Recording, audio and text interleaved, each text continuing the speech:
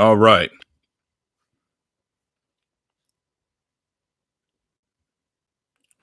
For those who are out there, both on Blog Talk as well as YouTube, I want to make sure you all can hear me and see me nice and clearly before we get into it.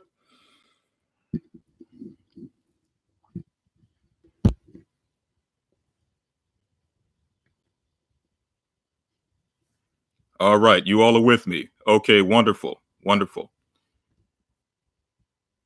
All right. I pray you brothers and sisters are with me live and direct on Blog Talk as well. We have quite a few things we're going to cover tonight within a short period of time. We're not going to have a full broadcast as we usually do for the other sessions of Blog Talk. Of course, along with tonight's discussion, we have a few things we're going to announce concerning not only the Academy, but as well as some other things that have been taking place over the past week or so with the church. So those announcements will be made after we delve into this topic. And for those who are both on YouTube as well as Blog Talk, you may have seen okay, we see here, someone says it's kind of choppy. All right, let me make sure it's fine before we get into it.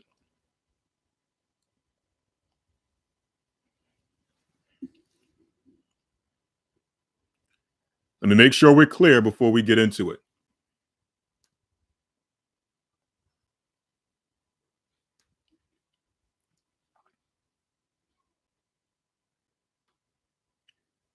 Okay, some other people are saying that it's clear. So if it's choppy on your end, it may be your connection.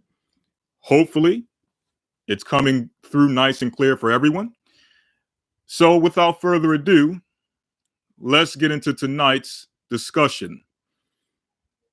As I was mentioning before, those of you who are currently on YouTube, as well as those who are watching on Blog Talk, you may have seen the title for tonight's discussion. And the topic of discussion is, who will stand up for me, or who will rise up for me against the evildoers? Now, where does this title come from? What is the inspiration behind such a title? Well, of course, as the Bible tells us, with everything we do, let us do it in glory unto the Most High God. Just paraphrasing, of course. But I state that because tonight's discussion, like all of the discussions that we have on this forum, is inspired directly from the Bible. Now, to get the scriptural inspiration or the understanding as to where this inspiration came from, we're going to open up our Bibles. And of course, for those of you who are new, those of you who may have not followed us in the past or may happen upon this in the future, or may be tuning in live for the first time to our broadcast.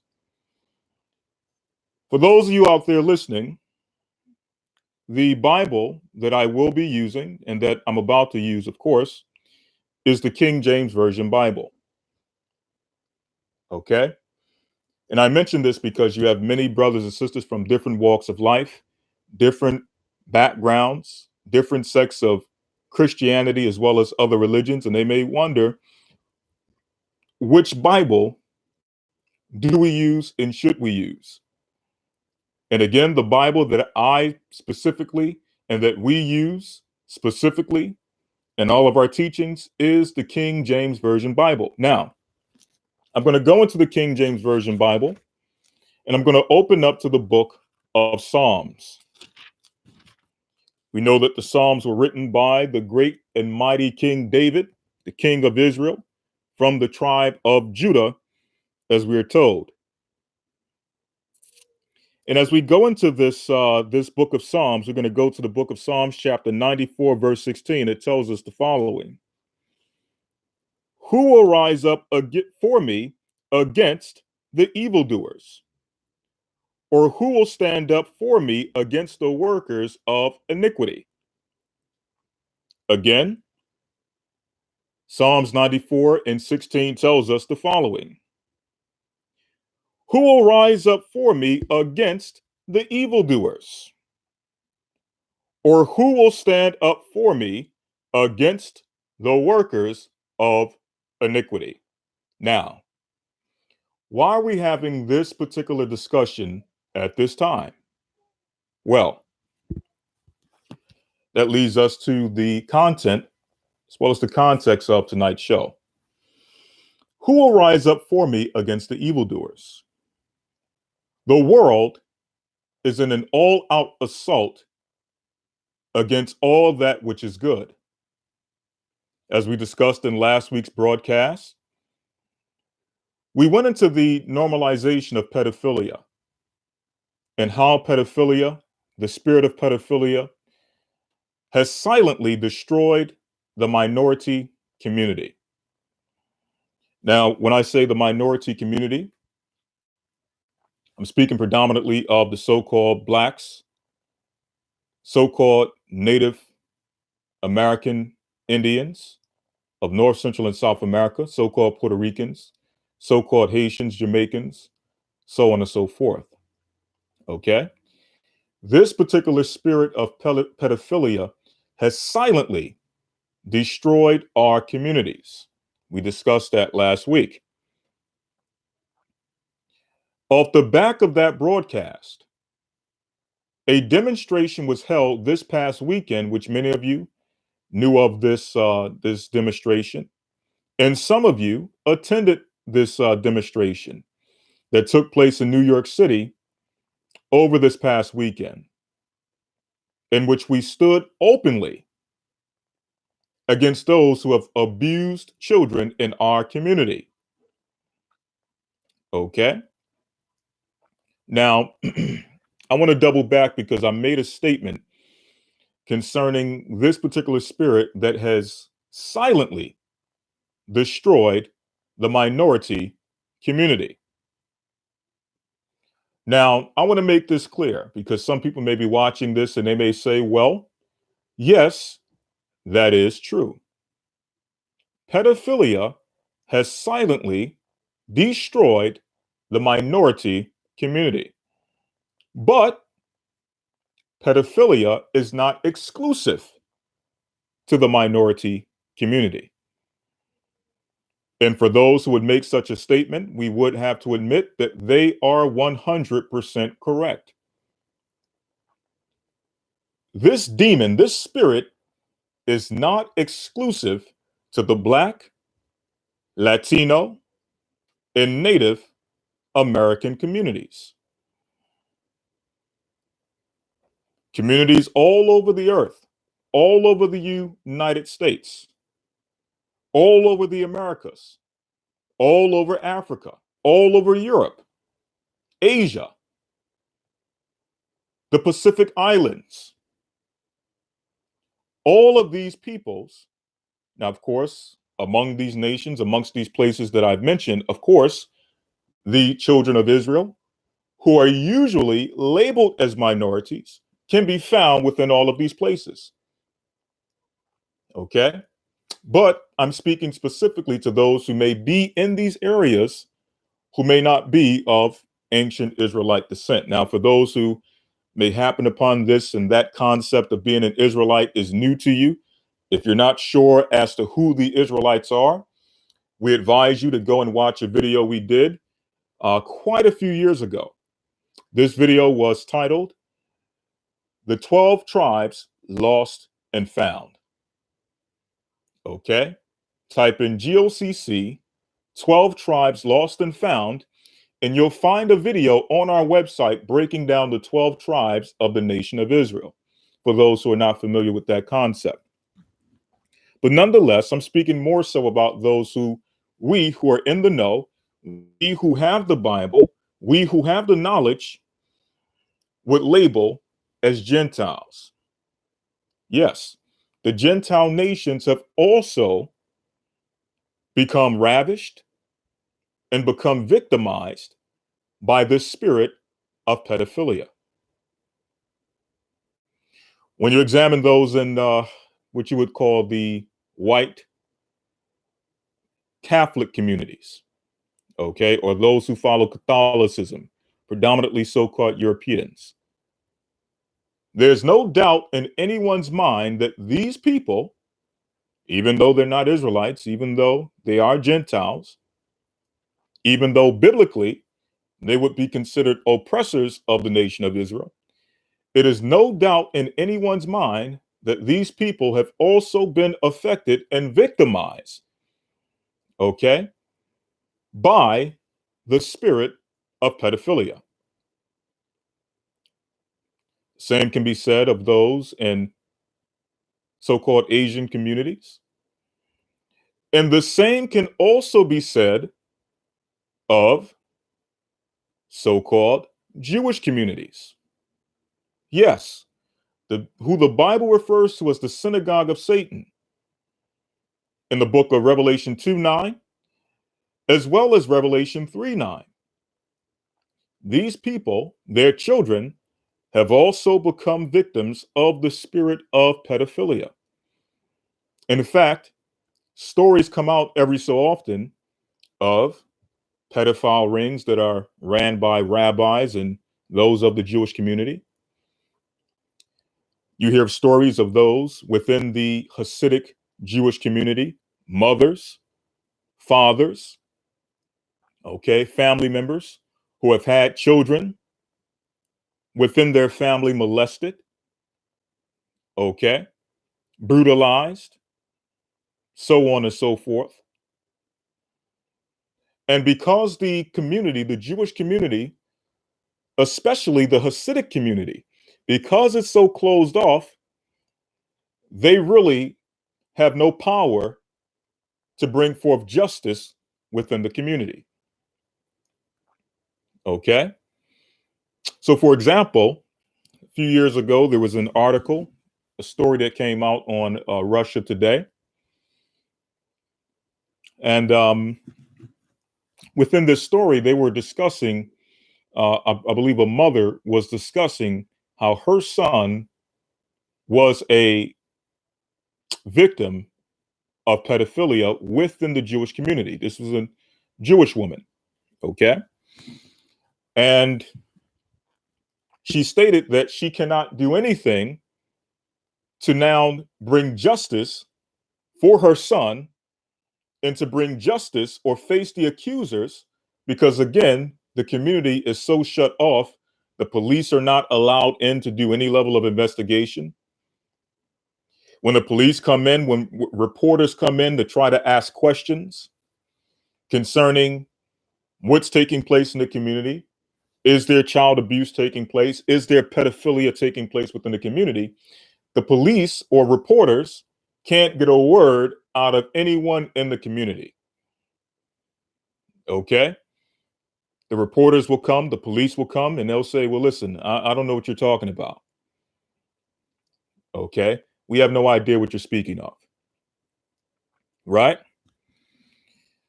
Now, I'm mentioning this specifically, okay, because we have to realize the Bible says to the Jew first, then to the Gentile, or then to the Greek, right? Okay. Sorry about that.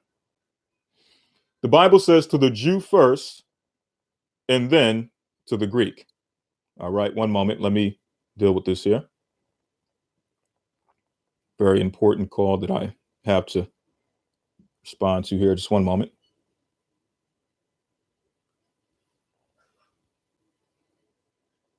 All right. So the Bible says to the Jew first, and then to the Greek, or otherwise known as the Gentile. Okay. So I'm mentioning that because everyone who watches this video knows that our ministry, just as Christ's ministry was, first geared toward the children of the promise, the children of Abraham, Isaac, and Jacob. Okay. So, of course, when we discuss and we discourse on certain topics, we're going to touch on topics that specifically deal with these people. Okay. One moment. One moment, brothers and sisters. I apologize.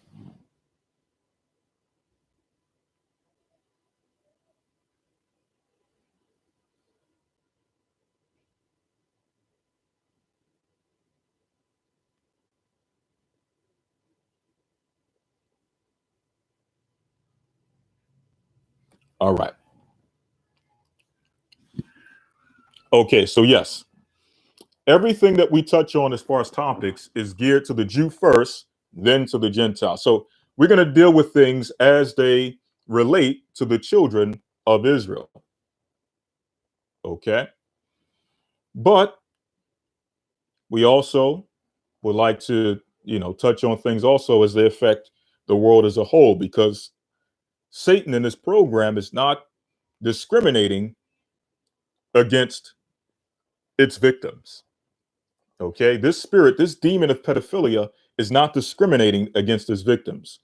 But again, getting back to the original point, the reason I'm mentioning this going into the Jewish community is because the same exact spirit of silence, the conspiracy of silence when it comes to pedophilia, not only exists in our communities, it exists in these other communities also, to show you that it's the same exact demon and the same exact spirit from one community to the next.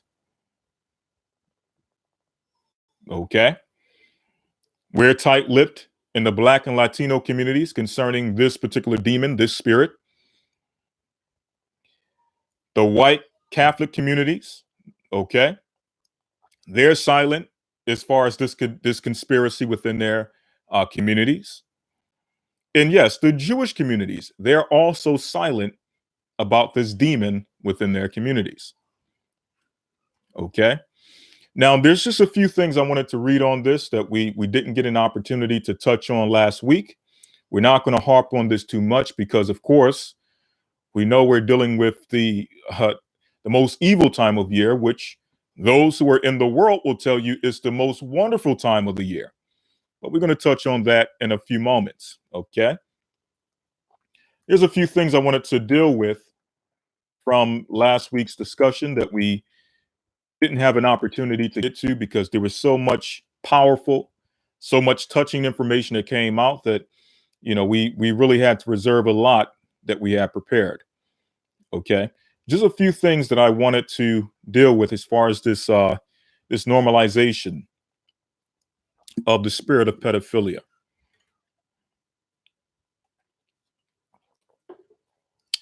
Then afterwards, we're going to move forward and deal with the next segment of tonight's broadcast. Okay. Which will be dealing with the reason for the season, right? The spirit of Christmas.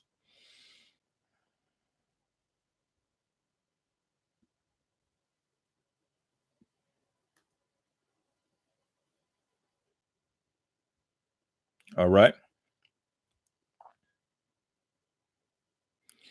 Right here before me, I'm pulling up an article. And the title of this article goes as follows. Did a TEDx speaker say pedophilia is an unchangeable sexual orientation?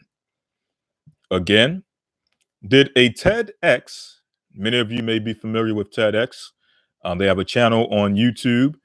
They also have their own channel in which people come up and they speak on different topics before a crowd of people, right? Well, this same platform was used by a woman to come forward to try to convince those who were within the audience and possibly those who would eventually watch this in the future that pedophilia is an unchangeable sexual orientation. Let me see if I can pull this up here before you.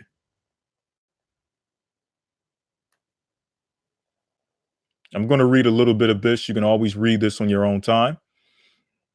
Okay. Again, this is just giving us more information as to what's coming down the pipe as far as this particular spirit and how it's being imposed, especially upon those who are seeking to follow the Most High in righteousness, who are seeking the Most High in spirit and in truth, and in all things, in every way possible, is now seeking to protect their children. Okay, we're trying to protect our children from the environment, from the vaccines, from the lies they're being taught in school. All these things we're trying to protect our children from.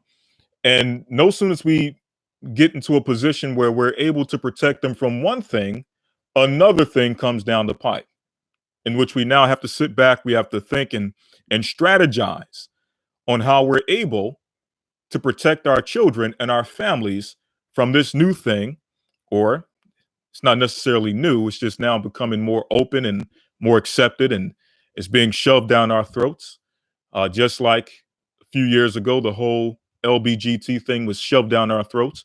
Well, here's another thing that they're shoving down the throats of the masses.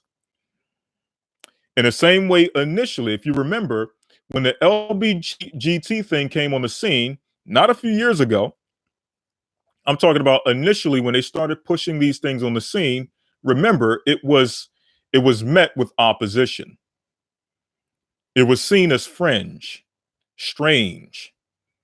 In fact, at one point, those who would now call themselves the LBGT community, at one point, they were documented on the books as having a mental illness.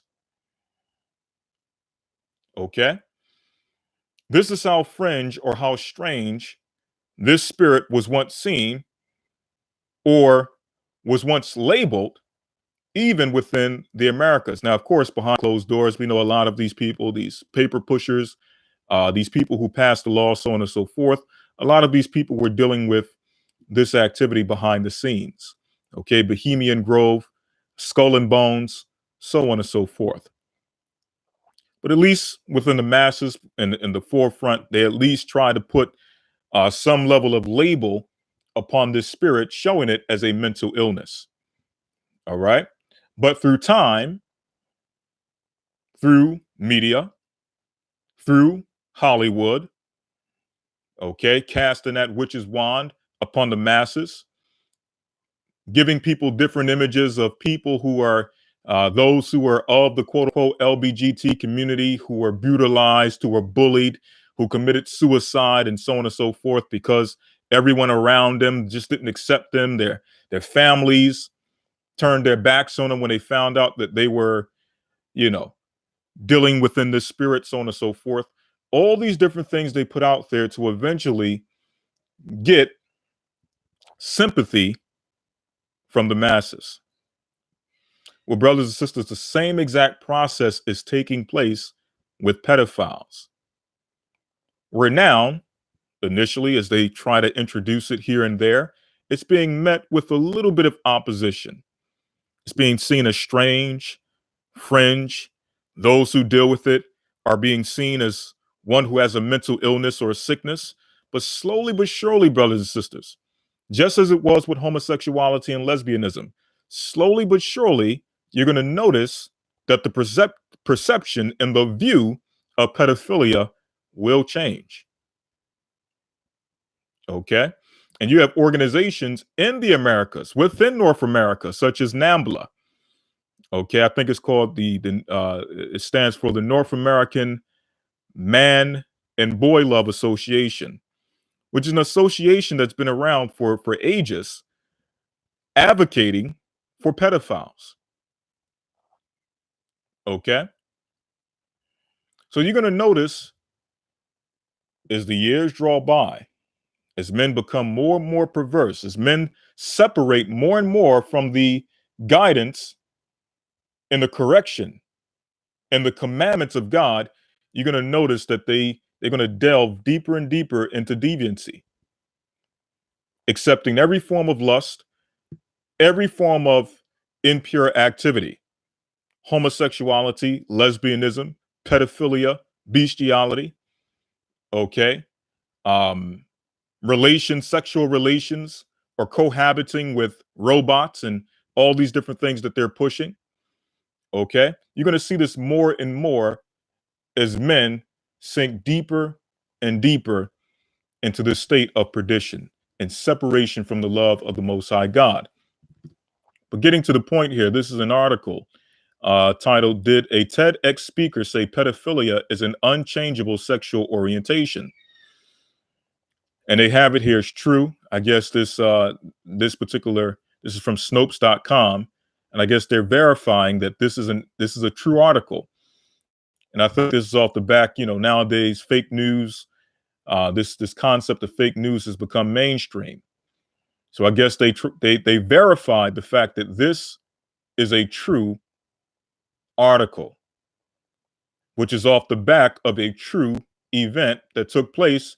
And if you want to, you can actually look this up on YouTube and see the live TED Talk yourself. Okay?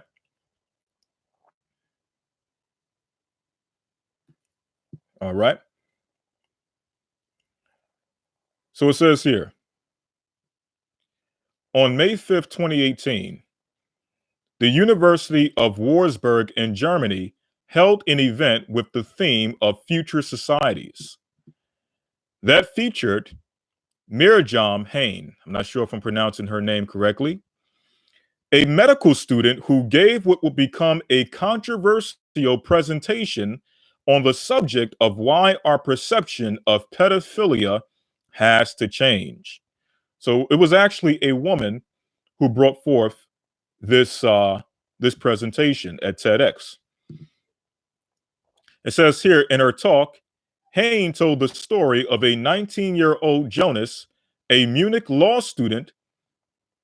Now check that out. The person that she's advocating for, whether this is a real person or not, we know that a lot of times they like to use fake stories, or they like to use these different, they like to use these fake stories in order to advocate for something that they're about to push or put on the law books anyway. But notice that they stated that this person, this 19-year-old Jonas, is a law student. So let's say hypothetically this individual is a real person. 9 times out of 10, because he's a law student, you can now imagine that he's going to be pushing law or helping to put laws in place to advocate for pedophilia. Okay? And keep in mind that the laws for pedophilia at this current time are skewed. Where pedophiles, they pretty much get a slap on the wrist for abusing children. Okay? But it says here, in her talk, Hain told the story of a 19-year-old Jonas, a Munich law student who is sexually attracted to girls aged 6 to 12 years old. But since he's aware of the consequences for the children, as if he's really thinking about the children, he has never given in to his sexual drive. She cited the 10th revision of the International Statistical Classification of Diseases and Related Health Problems for the description of pedophilia as a sexual or as the sexual preference for pre-adolescent children, and pointed to unspecific research that differentiates between children or child sex abusers and pedophiles. Okay, so this goes on and on and on within the article. Again, you can read this in your own time, but just again to show you what they're shoving down our throats, what they're ready to put on the books concerning this demonic spirit of pedophilia, which again has been ravishing and silently destroying not only our communities, the Israelite communities, the Black communities, the Latino communities, the Native Indian communities, and the Israelites within the world over. Okay, it's also destroying the Gentile communities. Okay. Also, some of you may have heard of this new thing they're putting out there on the this new thing they're putting out there, which is called, let me get the name of it here, Comprehensive Sexuality Education. Okay, Comprehensive Sexuality Education, or CSE. When you get the opportunity, look this up, because again, these are the things they're looking to push on our children within the schools. And this is being pushed by, I believe, the World Health Organization, along with many other globalist organizations that are looking to have this as an actual curriculum within schools. And when I say within school, I'm not talking about high school or amongst those who at least should have the mind to be able to make, proper decisions on their own to some degree. Okay. I'm talking about that this information, this curriculum is being pushed upon children as young as kindergarten and is actually giving advice or advising sexual relations for children starting from infants all the way up to adolescence. Okay. They give all these different guidelines of the quote unquote the sexual experiences that a child should have from an infant all the way up until the age of 2 or 3 years old, from 4 years old to 5 years old, from 5 years old to 12 years old. All you know, just real sick stuff when you look into it. Okay, I don't have time to go into it too deep today, but when you get the opportunity, please look this up. Again, this is called comprehensive sexuality education. This is what's coming to a school near you. And it's imperative, again, we have to come back, we have to sit down, we have to strategize and find out ways to keep our children protected from these types of impositions. And right now, one of the biggest tools we have against the social programming that takes place within school, one of the biggest things we have now is homeschooling. But who knows how long they're going to allow that before it's, you know, they flush that down the pipe. All right. But while we still have it, let's use it to our advantage. Okay.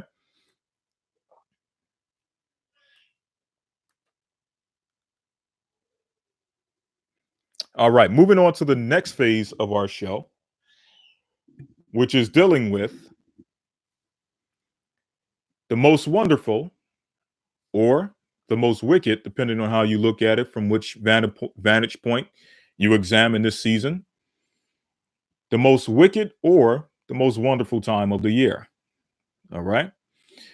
For the past month or so, we've been bombarded with advertisements and media, family, friends, and coworkers who feel that it is their godly duty to embrace and enforce the spirit of Christmas. Many of us have had to take strong or stand strong against the ones we know and love who didn't understand why we no longer or why you no longer desire to partake in their feast of blood. If there's anything you've had to stand against in the name of the Most High this season, please call in at 515-605-9327. Give us your testimony concerning anything that you've had to stand against during this so-called holiday season as it relates to the family, loved ones at work, the co-workers, the boss, the manager. Has this thing been forced down your throat as usual? Have things changed since you've been in the truth?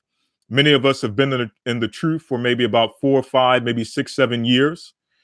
So maybe by now you're a little bit more free to flex and maneuver based on the fact that people probably got the message and got the memo by now that you don't celebrate the holidays of this world. Now, for many of us, we may be a year in, 2 years in, 3 years in, and we're still kind of struggling. We're still kind of going through that battle with family members as relates to this time of year.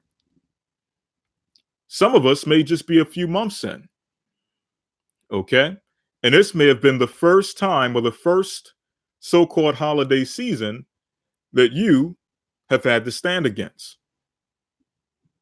If that's the case, again, call us at 515-605-9327 and just give us your testimony. Let us know how you were able to stand this holiday season against the workers of iniquity, no matter who that may be. Let us know some of the responses you got. Let us know, what some of the threats were and, all the things that our people go through around this time of season. All right.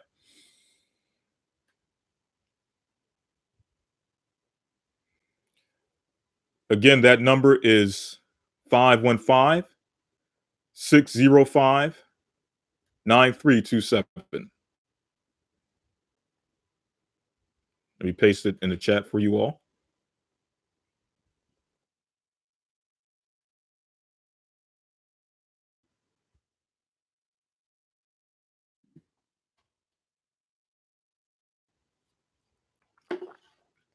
Okay, we got Sister Stacy Teller who stated 5 years in this truth. Everything is easier now. My family knows I don't partake in these pagan holidays, and all praises and glory be to the Most High for that. Again, many of us who have been in this truth for some time, our family got the message a long time ago that we're no longer celebrating Thanksgiving, no more Thanksgiving dinner at our house, no more Christmas celebrations at the house, no more Christmas trees and Christmas decorations and all those other things that people look forward to around this time of year. No more Easter egg hunts. Many of our people got the memo. Many of our family members got that memo a long time ago. But again, for some of us, this may be the first time that we have went without Christmas celebration. The family is kind of looking at you strange. Your birthday came around. You didn't want to do anything for your birthday. Easter came around. You didn't want to go to the Easter Day service as usual. Okay. Sunday worship used to be an avid Sunday worshiper. No longer are you worshiping on Sunday. You only desire to worship on the Sabbath. So these things, these are like notifiers, so to speak.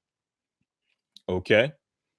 These are like things like once you begin to separate from this world, they have inbuilt mechanisms to ensure that everyone around you notices.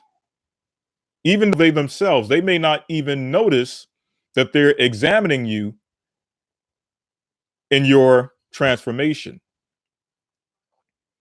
They may think it's just them, or they may look at it or feel like it's just them having concern for your, all of a sudden you're listening to these people online and no longer do you want to celebrate with the family. You no longer want to go to church on Sunday.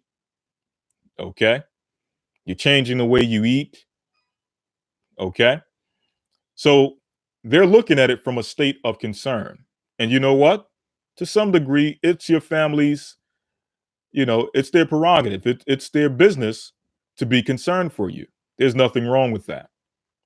Okay. But with that comes, and again, they may not even notice it themselves. With it is like for those who have seen that movie, They Live, where someone can now see what the world around them really stands for. You can now see what the world really is, or you can see the world for what it really is now. And now everyone around you, without even noticing it, it's like you put on those sunglasses, you see everything, and now they're looking at you like, okay, we have one who can now see. We have one whose eyes are now opened. Okay. For those who didn't see that movie, They Live with Roddy Piper and Keith David, please go see that movie. That movie drops a lot of information concerning really what happens to someone when they begin to waken or wake up to the truth concerning this world. Okay. Again, watch that movie when you get the opportunity. If you got to purchase it on DVD or whatever you have to do to watch that movie, please do so, because again, it drops it heavy on the awakening as far as being able to see the world for what it really is. Okay, but that that that's an example of what takes place when we begin to separate from our normal courses of action. When we're separating from the birthday, we're separating from the Easter egg hunts and the Easter day, Easter Sunday service, church service. We're separating from Thanksgiving celebration. We're separating from the Christmas Day celebration. No longer are we sending our children out to trick or treat or to celebrate Halloween. Okay? You don't want anything on Valentine's Day from your significant other. You're not looking for anything on Mother's Day or Father's Day from your children. These are all notifiers. Okay? Inbuilt mechanisms that Satan put in place so that once you wake up, everyone around you starts to focus in and hone in on you and start asking questions concerning your well-being. And because they've been pre-programmed to believe that what they have done all of their life, as far as tradition, is the normal course of action or the normal way of life, anything outside of that is perceived as being in a cult. But the reality is that American culture, when I say American culture, I'm speaking specifically of its holidays and, just everything that has become normal in the society. Believe it or not, that is the cult. People ask you, well, what type of cult are you in that doesn't allow you to celebrate Christmas with your family? Okay, fair enough. I'll tell you what, I'll answer your question with a question. I'll tell you what cult I'm a part of or what cult I'm in when you tell what type of cult you're in that tells you to worship and celebrate Christmas on December 25th as the celebration of Christ's birth, when nowhere in the Bible does it mention that Christ was born on December 25th. When you tell me what type of cult that is, I'll tell you what type of cult I'm in. What type of cult are you in that tells you, number one, that Easter bunnies or bunny rabbits lay eggs? And that in celebration of Christ's resurrection, we are to go on an Easter egg hunt. When you tell me what type of cult that is, I'll tell you what I believe in can be verified according to the Bible, whether you realize it, like it, or not. Okay? So, I want to hear some of your. Okay, someone says it's starting to get choppy here. All right, one moment. Is this better, brothers and sisters?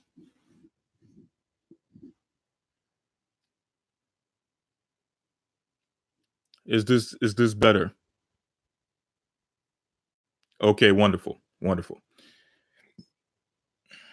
All right, I want to hear some of the testimonies of the brothers and sisters who have had to endure this holiday season. Many of you are still enduring. Of course, we're a day after December 25th, so we're starting the process of people waking out of the sleep. People are snapping out of their trance. Okay, slowly but surely.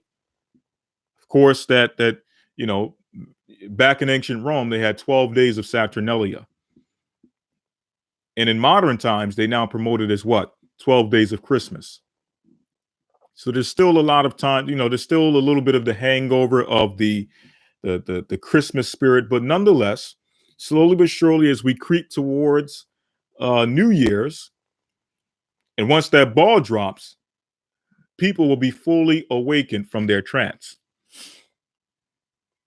Now, for many of us, we're still going to be feeling the effects and some of those pressures, not as much as we did before or leading up to December 25th. But you may still be feeling a little bit of those pressures, especially from work, the co-workers, they're getting ready for the New Year's party. And, you got family members who are, doing God knows what for New Year's Day. Okay. So slowly, that spirit may still be lingering. But for the most part, I want to hear some of the testimonies of those who have been in the thick of it and have had to go through had to stand for the Most High against the evildoers, even those who are doing evil in ignorance. Those of our family members, they don't know what goes on during these holidays and how these are high sacrificial days of human sacrifice, so on and so forth. They don't know these things. They're sold the commercialized, made for TV version of holiday celebration. Okay. And they're giving more so the perspective of it's for family, it's for the children, so on and so forth. Okay, it's for the children. Okay. You mean to tell me that it's for the children when children are actually being sacrificed on these days? What about those particular children who are being brutalized on this day? Is it for those children also? Okay. Nonetheless, again, I want to hear some of your testimonies. If you haven't had to deal with it, let me know.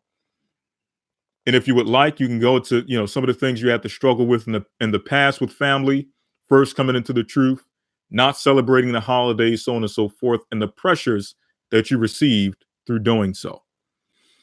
We're going to start off here with the 404 area code, last four digits, 2267. You're live on Blog Talk.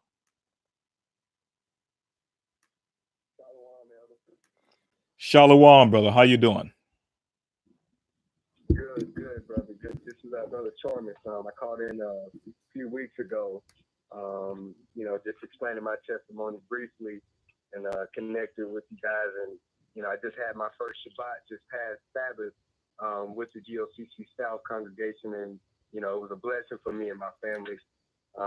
As we, we're new believers, starch believers, babes, but we are, on the path and we understand and we have heard the Most High's voice, and we are hearkening to His word as we come back to Him.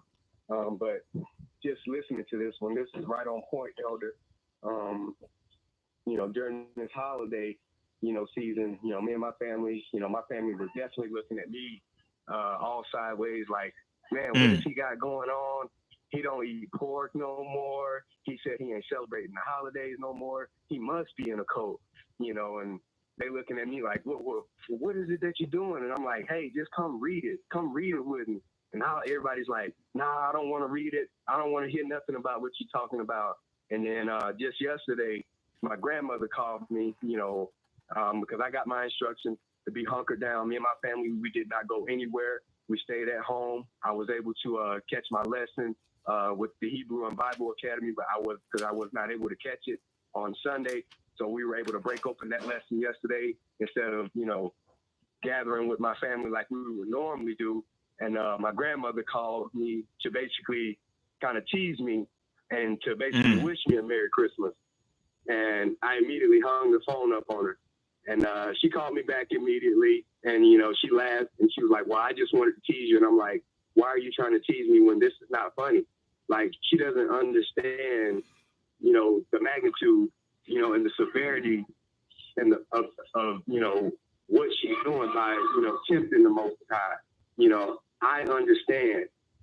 And I'm trying to tell it to them. And for me, all I'm getting is resistance. No, you can't teach us anything. You don't have a title. That's not what the Bible means. And I'm like, then what is it? It's clear as day to me, but, because, we were trained up in Christianity and, like I said, we've all been there. I can't speak for everybody else, but I know that I was wrapped up in it, brought up in it.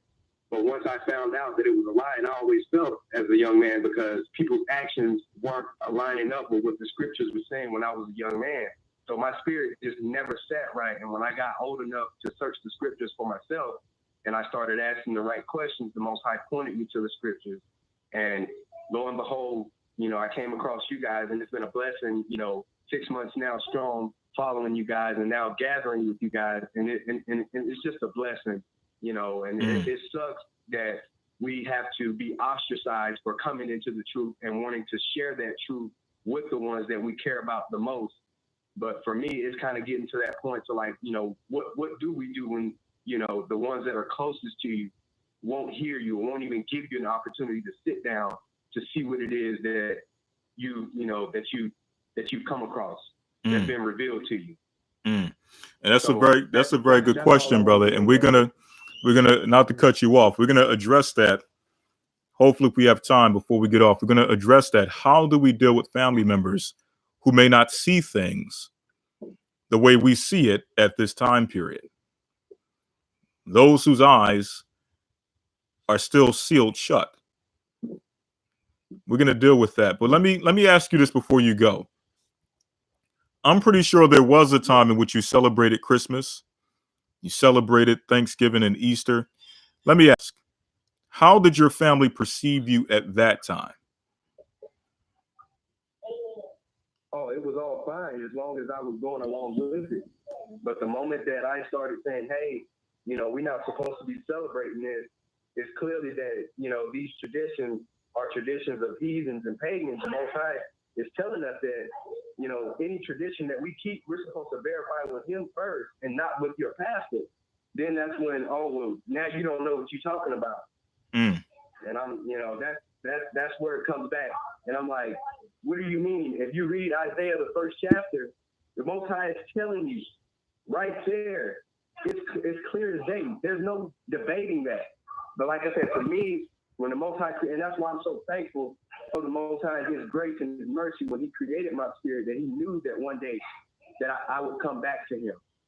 He knew that. So I'm just so thankful for it because, like I said, for me, I've always been a lawman, of black and white. I don't deal in gray areas. Right is right and wrong is wrong, regardless of who you are. You could be my mother or my father. But if you're right, I'm going to tell you you're right. And if you're wrong, I'll tell you you're wrong in a respectful way. There's a right and a wrong way to do it. But just because I'm younger than you doesn't mean that I can't correct you. And that's the type of society that we live in today. A young person can't give an older person correction. Who are you to tell me? I've been on this earth longer than you. Okay, but that doesn't mean that you've been doing it right. There's nothing wrong, but people nowadays don't have accountability and they're too afraid to admit when they're wrong or when they've made a mistake. Absolutely. And you know what? My experience. And you know what, brother? Thank you. You made some very great points. I'm going to put you back in the queue and go to the next caller. But brother, thank you for that call, and thank you for that testimony. No problem. All right, Shalom.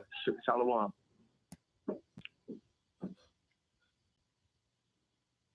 All right, let me see who we have here. We have, let's see, we have Sister Cora from New York. Sister Cora, you're live on Blog Talk. Shalom, Elder. How are you? I'm blessed by the best, my sister. How about yourself? Same here. I'm blessed.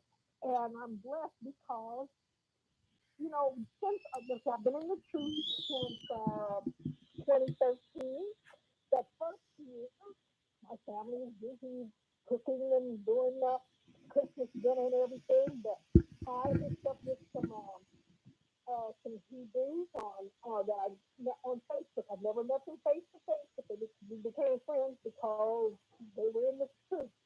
And we did a fast on Facebook the 25th and the 26th. So I enjoyed the fast that first year while everybody was aromas of the turkey and cooking and everything. And I've been telling my family over the years. Now, Sister Cora, before you continue, is it possible, Sister Cora, before you continue, is it possible you can speak up a little bit? You sound a little bit muffled.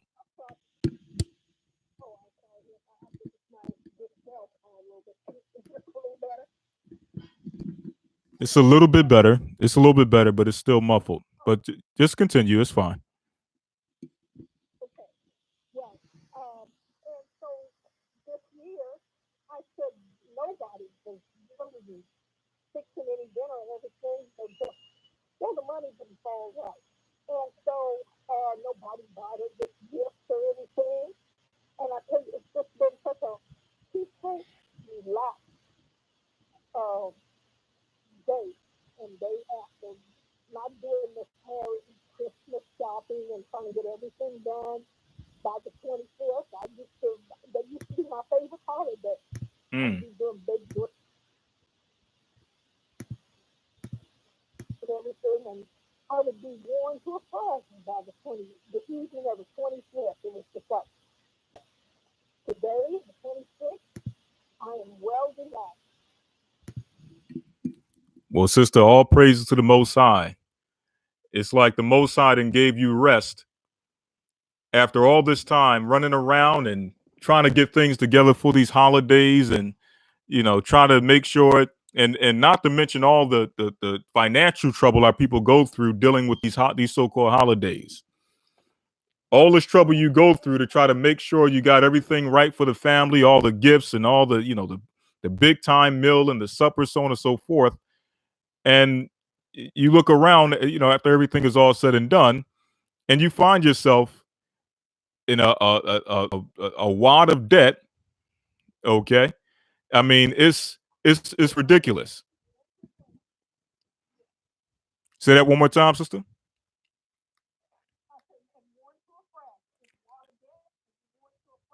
Exactly. Well, thank you, my sister. Thank you, Sister Cora, for calling in. You always bring some great points. I'm going to go to the next caller, but sister, bless you and shalom.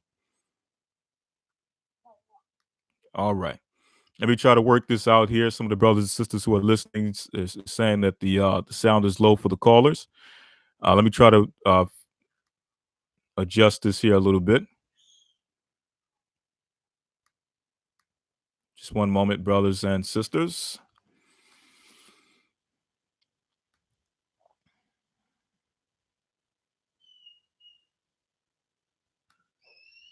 Just one moment. Bear with me.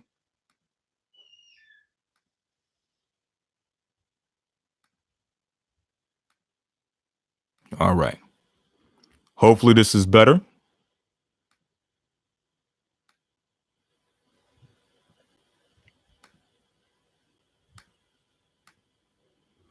Okay, is this much clearer for those who are listening online or on YouTube?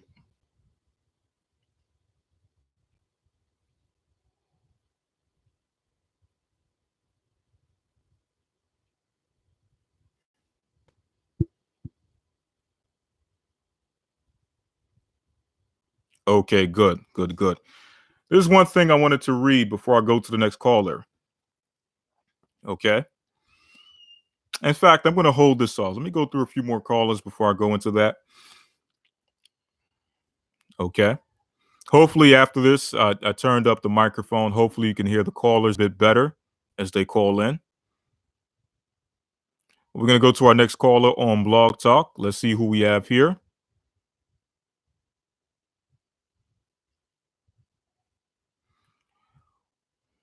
We have Brother Danny in St. Louis. Brother Danny, you're live on Blog Talk. Shalom, my brother. How you doing? I'm doing fantastic. Blessed by the best. All right, I hear that, my brother. So tell me, brother, have you had to stand up against any evil during this period of time, during this so-called holiday season? Yes, sir, I have. I have been promoted to a supervisor. I fasted on the day of our Christmas party. And just because, it's my agents, they were, oh, you can eat with us and this and that and third. No, I explained to them. And you're always going to have confrontational Israelites, as always. So I kind of broke the rules. I cracked open Jeremiah 10 and even sung the song a little bit so that way they can understand. I like to educate so that way our people can see and then understand, because sometimes the scriptures are locked. Even though they have the ear and want to hear, it's their minds are still a little locked. Right. So you can sing the song Right. You sing the song Silver and Gold. Then you start, okay, I understand the scriptures now. So not only have I had to deal with this for Christmas, I had to do the same thing for Thanksgiving. I brought my apocrypha in and cracked it open. Let them know we have holy days, and explain to them Christmas is one day, Pharrell is two. So when you deal with the Most High, you see how you get more. He's more predictable, and they start, people are actually coming to the body now. So I try to sow the seed and pray to the Most High that every day we still continue to wake up, because we can't do it all by ourselves. And it's good people that come out of the Christian church. I wasn't one of them. I left a long time ago. Right. So I mean, being overseas, being ex-military, I left the spirit a long time ago. It never felt right. So I'm educating my mother, my cousins, my great aunt, all of them. I've had people go off on me and everything like that. So with that being the case, the first brother that you took on the call, if he's still listening, try to educate. I had to learn that we have to be just as patient as the Most High has been with us. So. Absolutely. And brother, thank you, brother. Thank you for your call. Wonderful points. And that's a key thing we're also going to touch on as far as how to deal with our family members and those around us who are not in the truth. But brother Danny, again, thank you for your call. Some great points. I'm going to put you back in the queue, okay? Also, before you do that, let Elder Rawchaa know I heard him about a month and a half ago. I'm going to start trying to get back in and be number one on the call. I ain't disappeared. Absolutely. I'll let him know, my brother. Shalom. All right. All right. And yes, the brother made some very great points as far as educating our family members, our loved ones, and those who are close to us. Many times, and that's not to say that that's the case for everyone, or even for Brother Sharmas, who called in earlier, that he took a confrontational approach. But many times when we get knowledge and understanding, we receive it in a manner which is, sometimes we may receive it in a street speaking, which in the street speaking, sometimes the message can be delivered in a form of debate or a form of what seems as confrontation. So sometimes we may take that approach back home when that approach may not be the best approach when you're dealing one-on-one or when you're dealing in a conversation with family members. Okay? There's one type of spirit you have to have on those streets just based on the nature of dealing out on the street, dealing in those speakings. And then there's another type of spirit and another type of wisdom that can be exercised when you're dealing with people on a one-on-one basis, or if you're just dealing with family in a family setting. There's a way you can educate and have a conversation in a manner which is more so teaching in love and in respect of who you're speaking to, opposed to, knocking them over the head with knowledge and knocking them over the head of what they're not doing or what they should be doing. There's more skillful ways. And one of the most skillful ways, believe it or not, because that initial conversation or that initial discussion that you have with family members, 9 times out of 10, they're going to reject what you're saying.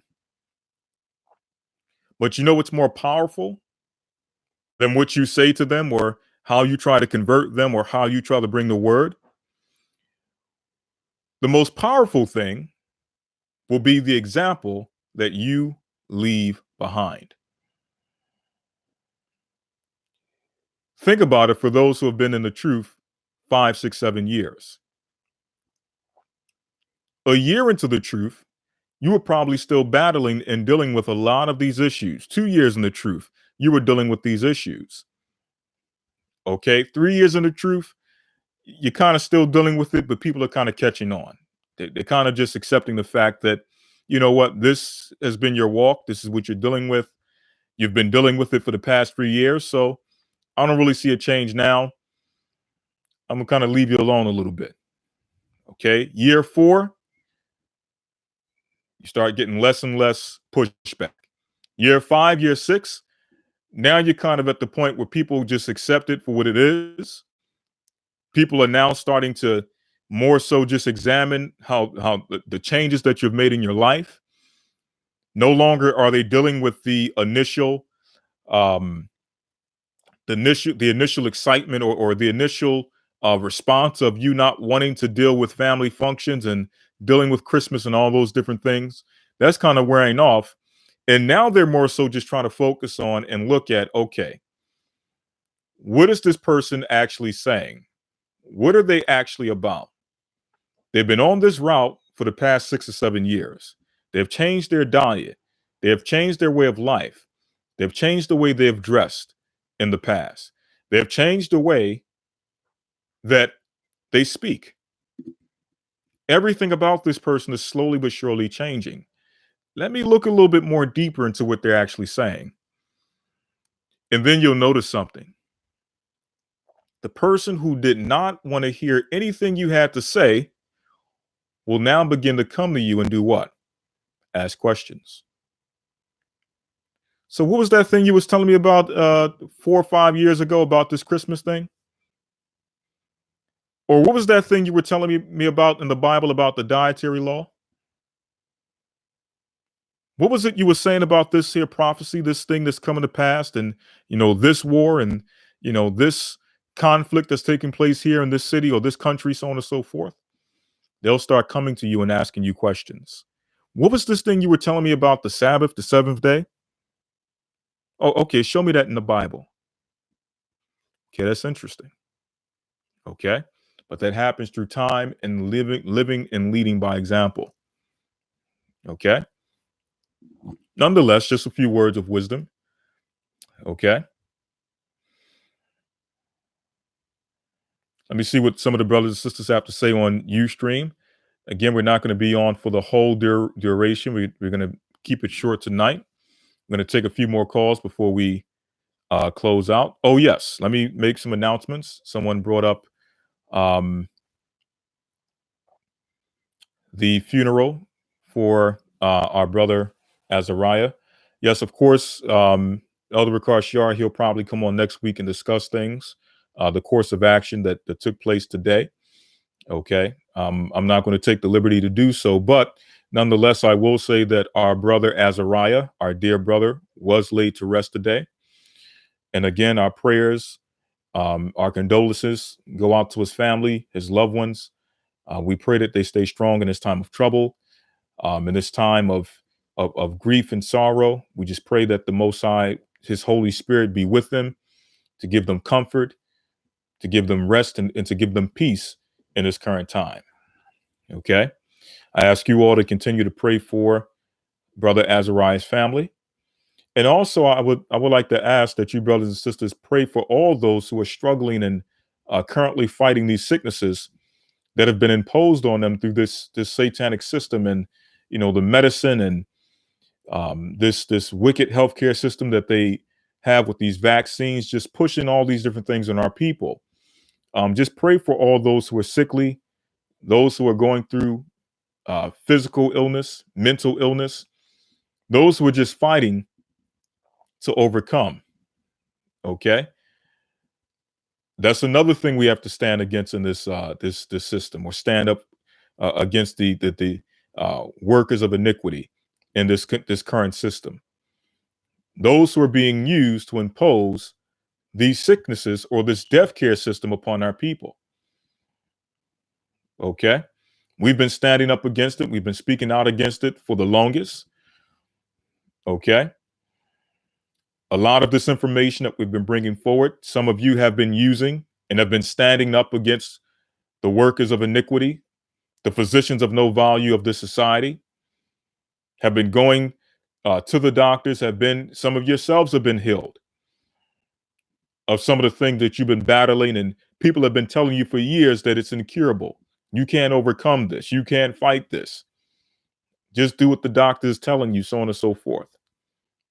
But yet, through the information and through the things that we've brought forward, along with some of the help of the herbalists, like Dr. Truman, who have been able to come on and actually add the expertise when it comes to dealing with certain supplements, dealing with herbs and dealing with the change of lifestyle, the change of diet, those who have been able to benefit from those things. We give all praise and glory and honor to the Most High for that.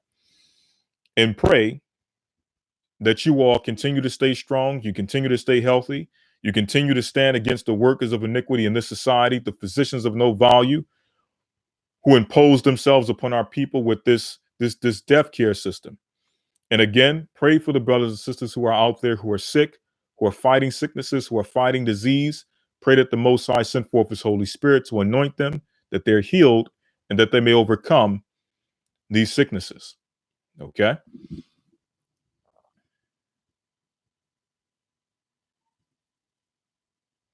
All right. Let me see what some of you all have to say out here on Ustream. In fact, before I do so, let me make some announcements.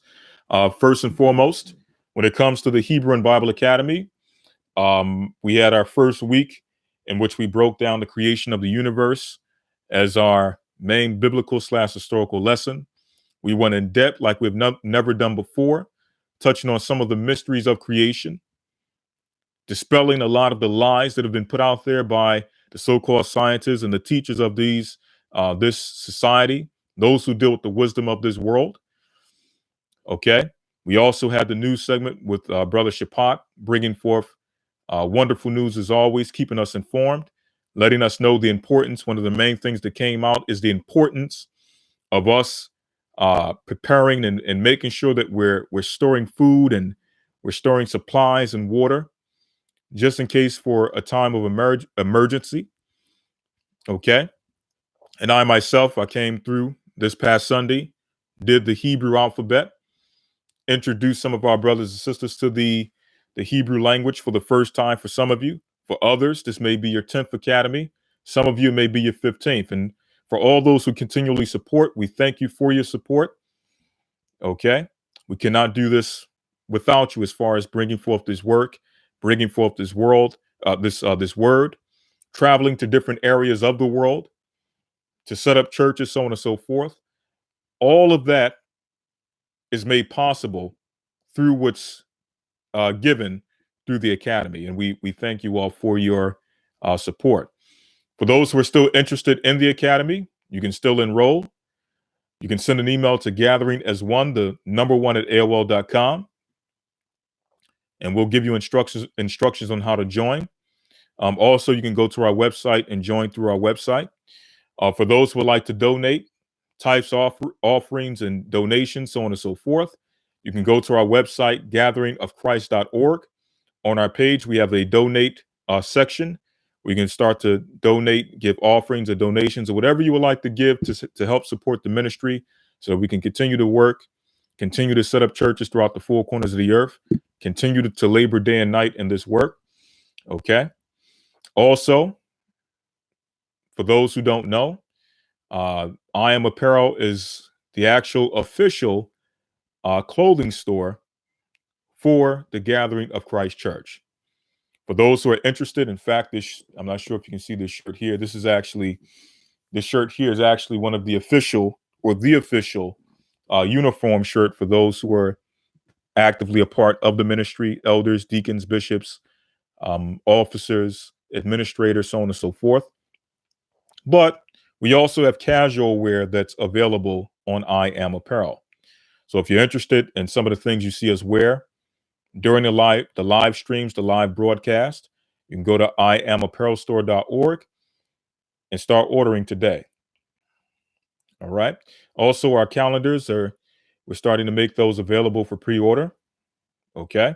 So if you're interested in the 2019 Hebrew calendar, you can send an email to gatheringas1, the number 1 at AOL.com, and we'll make sure we get back to you with information on how to order a calendar. Also, last but not least, for those who are interested in the G.O.C.C network, what you can do is you can go to our website, gatheringofchrist.org.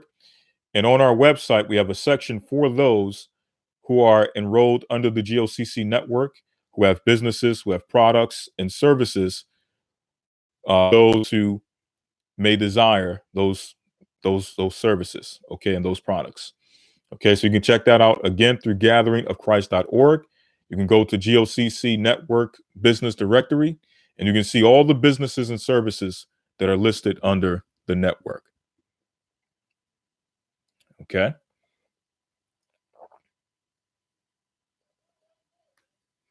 All right, going back to Blog Talk, we have the 702 area code, last 4 digits, 6174. You're live on Blog Talk.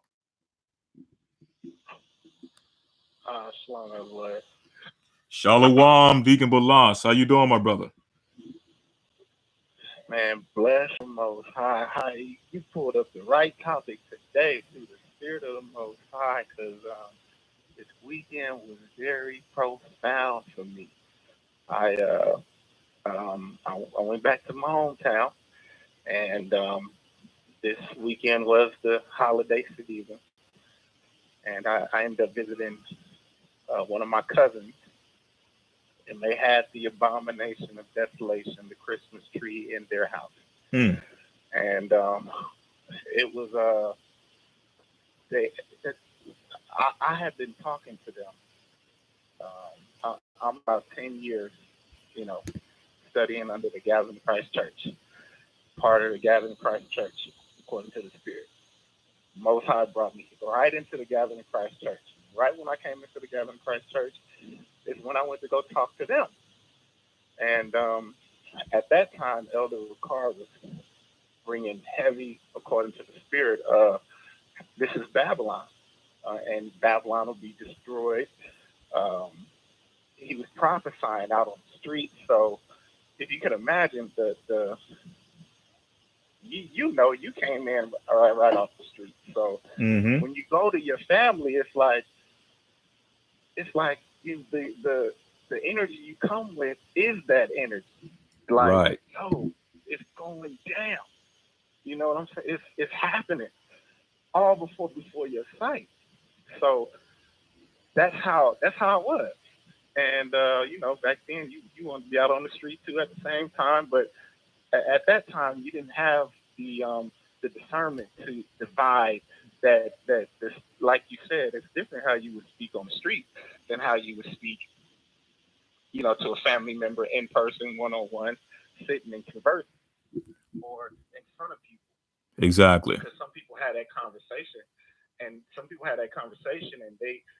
and they might feel attacked when you really not attacking them, or you might feel attacked because you brand new, but they not really attacking you. It's just so much misconceptions that could happen, and it'll cause a family to divide. But Yeshua said it, that he came as a sword. The word is going to divide. So 90 but seconds. At the same time, we should not be the reason to divide. That's right. But at that time, I wasn't reason. I was the reason. It wasn't the Spirit, of the Most High. I was the reason that caused the division between me and my family. And that's me admitting that I had did things that I shouldn't have done. So with that being said, that's how the first impression was. 60 seconds. America going down, gas prices going to rise, famine is going to happen, this is going to happen. So they remember all of that. That's what they remember. They remember the energy that I had, not the information that I was imparting to them. Right. They just remember the energy, the way I had shared it with them. So that was 10 years ago. Was it yesterday? Yesterday, but the day before. No, it happened the day before. So that was December 24th, which is Christmas Eve, where, I actually went to their house. 10 I seconds. didn't intend on talking about the Christmas tree or talking about the truth. I just wanted to see my family. But I knew, I know how to see my family now, with respect, with honor, and, I know how to just be calm and cautious. And I had family from the church, my church family. I came with my church family, so they could also be a testimony too. Not that we was just going to testify. Again, I'm just going to sit and, and converse. Of course, the Bible gonna come up. I knew that, you know, but that's not my intention. So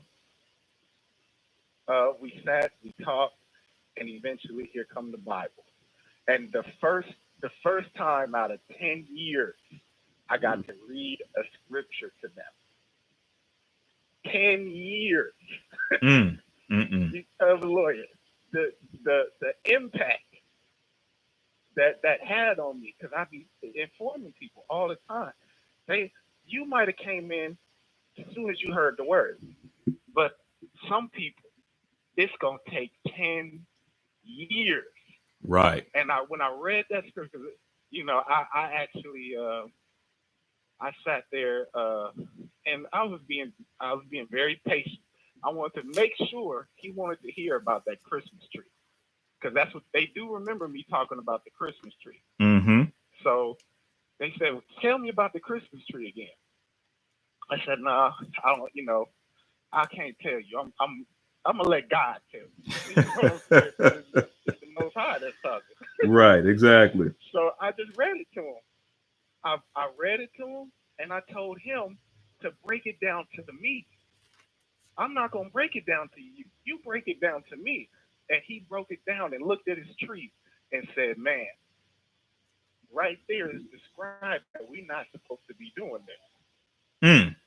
Right there is describing we're not supposed to be doing this. And I'm like, man, I told you that 10 years ago. You see what I'm saying? So, right. I mean, it's just the spirit. It's just the spirit that you're saying, what you're saying tonight. It's true. You know, I didn't go to any Christmas parties. The last Christmas party I went to before this one, I told everybody, listen, I'm leaving America. I'm not accepting no gifts, no presents.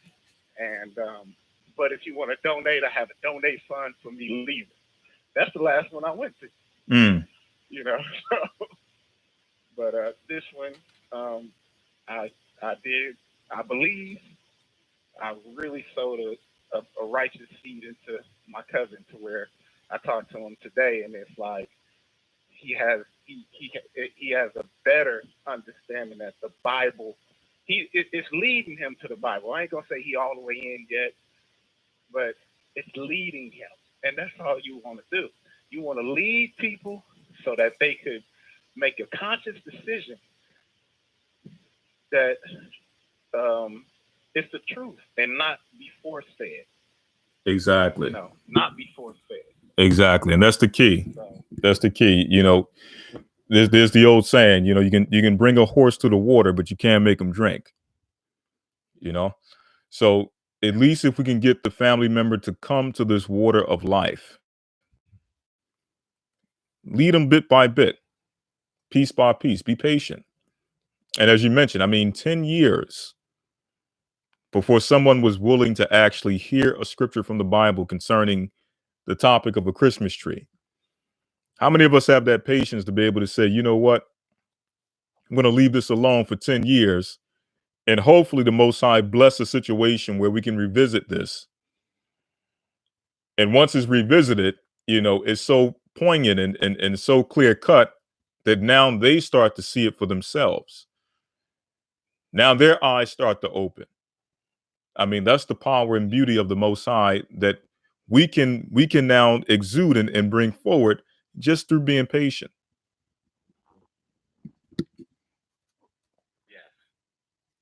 yes, and that's the main point. Because the first time I came around and Elder Rawchaa was teaching what he was teaching, man, I felt like Babylon was going down, you know, in a couple of weeks.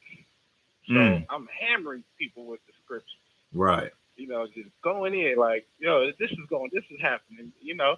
But I told them, it did stick, but it wasn't the right way of, you know, sowing the seed. It just wasn't.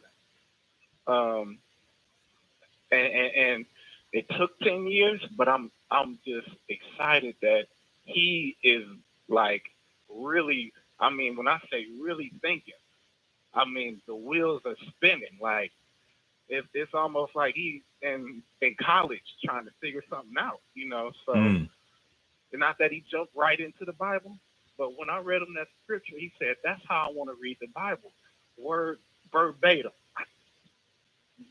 word for word. And what interpretation do you have to give in order for you to actually see that that's talking about the Christmas tree?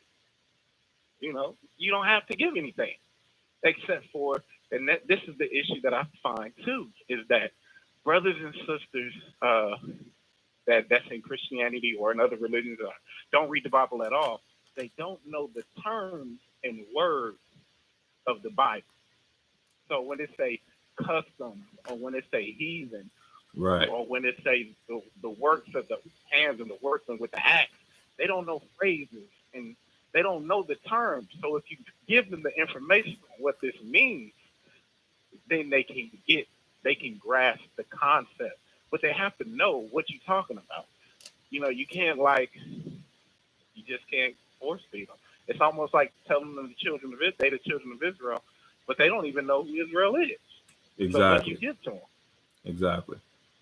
So I just want to say this is blessed. The Spirit is you got the Spirit, bless the Most High, and it just, I'm just so excited because this is an excellent topic, especially for me, due to the fact I just got finished talking to my cousin, and it's been 10 years. So I'm waiting for other testimonies that they didn't wait 5 or 6 or 7 years, because what we'll end up doing when we exert our righteousness and are over righteous, we'll get rid of people that eventually come into the truth. Absolutely. Whether they be friends or family, and we don't want to burn bridges like that. We just want to leave the best impression. If we're talking about the Bible, we got to make sure we even look up to par. Because back then, that was my thing too. I didn't want to comb my hair. I grew out my beard. It was all nappy, So my family thought I was literally crazy. You know what I'm saying? So, I mean, today it's a little different. I'm a little more clean cut, and I got myself together now.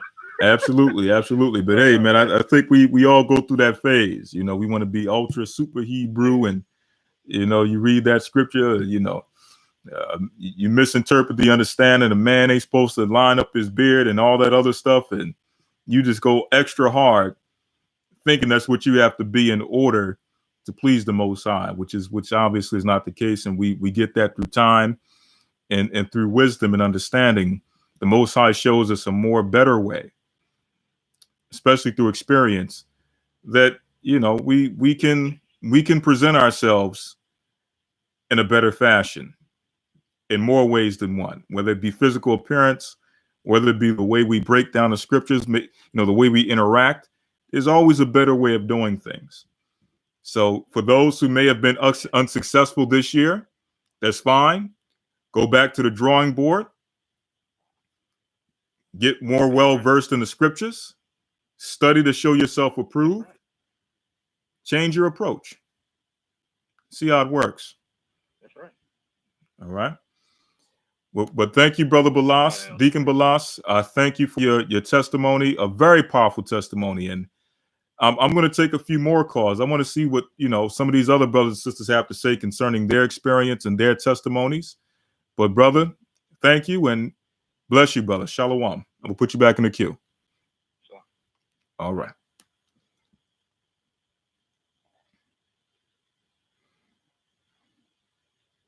All right. Let's see here. We have. See who we have here. We have Sister Debbie in North Carolina. Sister Debbie, you're live on Blog Talk. Shalom, Elder. How are you? I'm doing well, sister. How about yourself? Oh, doing well. What you said earlier about being an example, that's exactly what I wanted to bring out, because we've been in the truth for 2 years now, my husband, myself, and our family. And during that time, my sister and my mother have come along because we've been consistent in what we're doing. This is our third Christmas that we haven't celebrated. And the first time I heard the truth, my sister was shocked because I took everything and threw it away, every little piece of Christmas stuff. And, soon she was like, well, show me what I need to throw away. And my mom is now ministering to her cousins. My father, he still loves his pagan holidays. He knows that what I'm saying is right, but he likes the celebrations of it on a consistent basis. But there's something that Sister Carol says out here. She says, and it makes so much sense, is that we have to remember that we were once there, that we were once celebrating Christmas, we were once buying gifts, we were once, decking the halls and everything. And as our family is coming out of it, they have to see an example. And they're looking at you. And some of them are looking at you like you're going through a fad and it's going to be over. Mm-hmm. And, and they're waiting for you to change up and do something else. And then when they don't see that you do anything else, and they start coming along, even employers and such. My employer doesn't call me for clients on between Friday night and Saturday night. And I've been with them for 6 years, and it took the 2 years for them to catch on, but they have. But the clients that I'm at right now on a regular basis for the past year, if they have any get together, they're so sweet to me. They're Edomites, and they do pagan everything, but they always Debbie doesn't eat pork, and make sure, because Debbie, we understand that you're going to be at church on the Sabbath, so and blah blah. And these are not things that I walk up in their house or in their areas and go, hey, I'm a super Hebrew, and look at here, you don't do this, and this. It's example. They're the ones that ask me, why don't you eat this? Right, Why absolutely. don't you have Lawya? Why do you go to church on Sabbath? And I have the opportunity to gently tell them. And I have to be honest, there's some times where I thought maybe I should say something more, especially when I was switching to a Hebrew. But then I could, I felt myself pulled back by the Holy Spirit to go, no, not yet. Just continue to be that example. So I just wanted to say that sometimes, we really have to love our family through it and not hold it against them, because we were once there too. Absolutely, sister. Let me ask you a question off the back of that. You were mentioning that your workplace, after about 2 years, started catching on to certain things. Let me ask, what was your conduct initially when, did you go into the office and, toss a chair over across the room and say, I'm an Israelite, and, I keep the Sabbath. I ain't working no more on the Sabbath. I'll celebrate the Passover. Don't call me on Passover.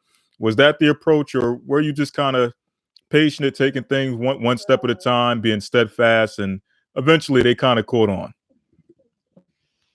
How dare you call me to work on the Sabbath? No, I was very patient with them. When I learned to speak and they started calling me for Friday night, Saturday night, I told them, I said, we're Hebrew and we worship. I said, I know most of you worship on Sundays and your nurses want Sundays off, but I tell you what, I'm willing to work every other Sunday if you can make that I do not work Friday sundown to Saturday sundown. And they did it. And then next time somebody called me in for work, then another one reminded them that, no, she works every other Sunday for us. She doesn't have Friday night, Saturday night to work. And that went on, and that's been that way for the past 2 years. And they will remind each other about me. And I never made a fuss about it. I never had to go and throw over any chairs or, greet somebody from head to toe. And now I've been blessed that I can be off on Sundays also, just in case we have to stay overnight or practice in Raleigh or something like that. It took a little while, but, through patience, I was willing to work with them, in other words.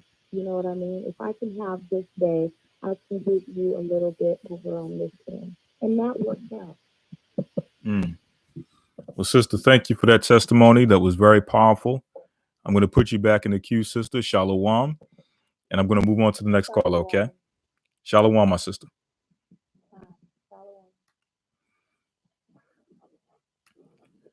Again, another very powerful testimony. And I think it's going to serve, especially for those who may be new to the truth.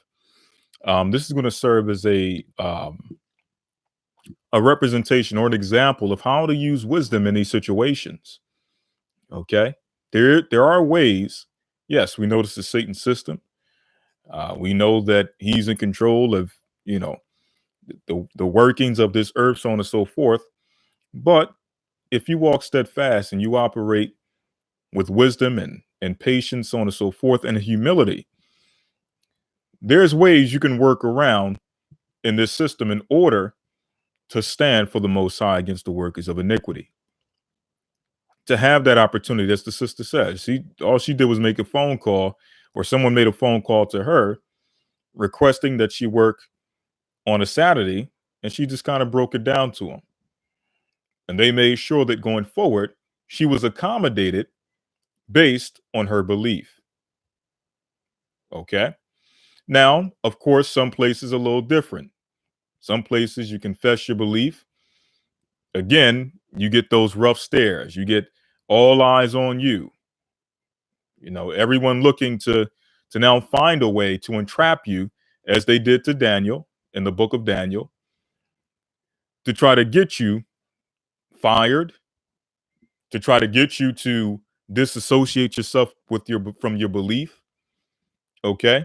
So you have spiteful people like that. But usually, as in the book of Daniel, as in the book of Esther with Haman trying to come against Mordecai and the Israelites, as others who have tried to come against us and entrap us, they always find themselves with the short end of the stick.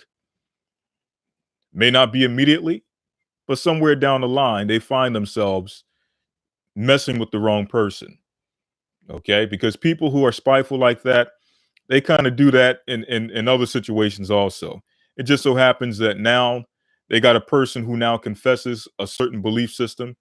They may, one day you may be on your lunch break. They walk in, they see you watching one of the videos. They see Dimitri's on. And next thing you know, they sending emails around the office and having conversations and, going to the higher ups and saying that you are a part of a hate group or a cult. They may play one of the videos of, in the office or what have you. Okay. Of one of the controversial topics, probably us going in on, the LBGT thing. And all of a sudden you find yourself being pulled into a meeting, an unnecessary meeting, being questioned concerning your beliefs, or people may start doing things a little bit more covertly concerning you. You're being pulled up on things that, usually were considered minuscule, but now it's like the end of the world. Why? Because again, they're trying to entrap you. Even in those situations, you have to be patient. Because the reality is that if someone is going to discriminate against what you believe in, okay, then somewhere down the line, you may have that business or that corporation may be dealing with a lawsuit because you cannot discriminate against someone's belief. Okay. Regardless of how extreme it may be. Now, we're not as extreme as some may be who call themselves Hebrews or have been called to be or been called to the knowledge of being a Hebrew Israelite, so on and so forth. But nonetheless, to the rest of the world, we are nonetheless just as extreme as the rest. Okay. They don't really know the difference, don't care to know the difference. All right. But there's a few things I wanted to read before we move forward. Okay. To kind of give some insight on how the world views our awakening. Okay. This is for the people around us. This is for the people we work with, the people at the office. Okay. It says here in the book of Isaiah, chapter 59, verse number 14. Okay. Now, for some people who may, again, I have to make reference for those who may be tuning in for the first time. Some of you may be wondering, where are we getting this idea that a Christmas tree is wrong, that it's evil? Where are we getting the idea that Christmas is wrong, that it's evil? I thought Christmas was a celebration of Christ's birthday. I thought this was a biblical Christian-based holiday.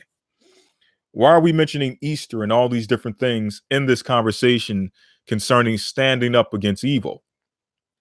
Well, I implore you to go back and watch some of the videos we've done in the past concerning holidays such as Christmas. We have quite a few in which we actually go into the Bible, we go into history, we go into scripture, just dealing with the topic of what God thinks about these holidays. And for the most part, you'll be very surprised. Tonight, I wanted to keep it brief. We have touched on those scriptures a million times. We have millions, or we have quite a few videos. I'm not going to exaggerate and say millions, but we have quite a few videos in which we touch on that particular topic. So again, go back and type in G.O.C.C. Christmas, G.O.C.C. Thanksgiving, G.O.C.C. holidays. 9 times out of 10, something is going to come up on YouTube of us breaking down these holidays according to the Bible. Okay. But getting back to the point, this is the book of Isaiah, chapter 59, verse number 14. It says here, "In judgment is turned away backward, and justice standeth afar off. For truth is fallen in the street, and equity cannot enter." Meaning, this is speaking of a time in which truth and equity is no longer valued. Truth and equity is no longer acceptable. In fact, truth and equity have now become hate speech. Okay? Truth and equity have now become someone being, what do they call it? Discriminatory. Okay? This is the type of time that the Bible is speaking of. Now, this is not exclusive to our modern time.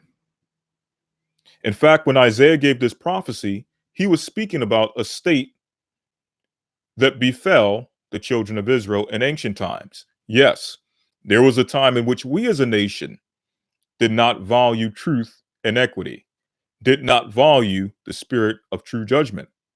Okay? Verse 15 says, "Yea, truth faileth.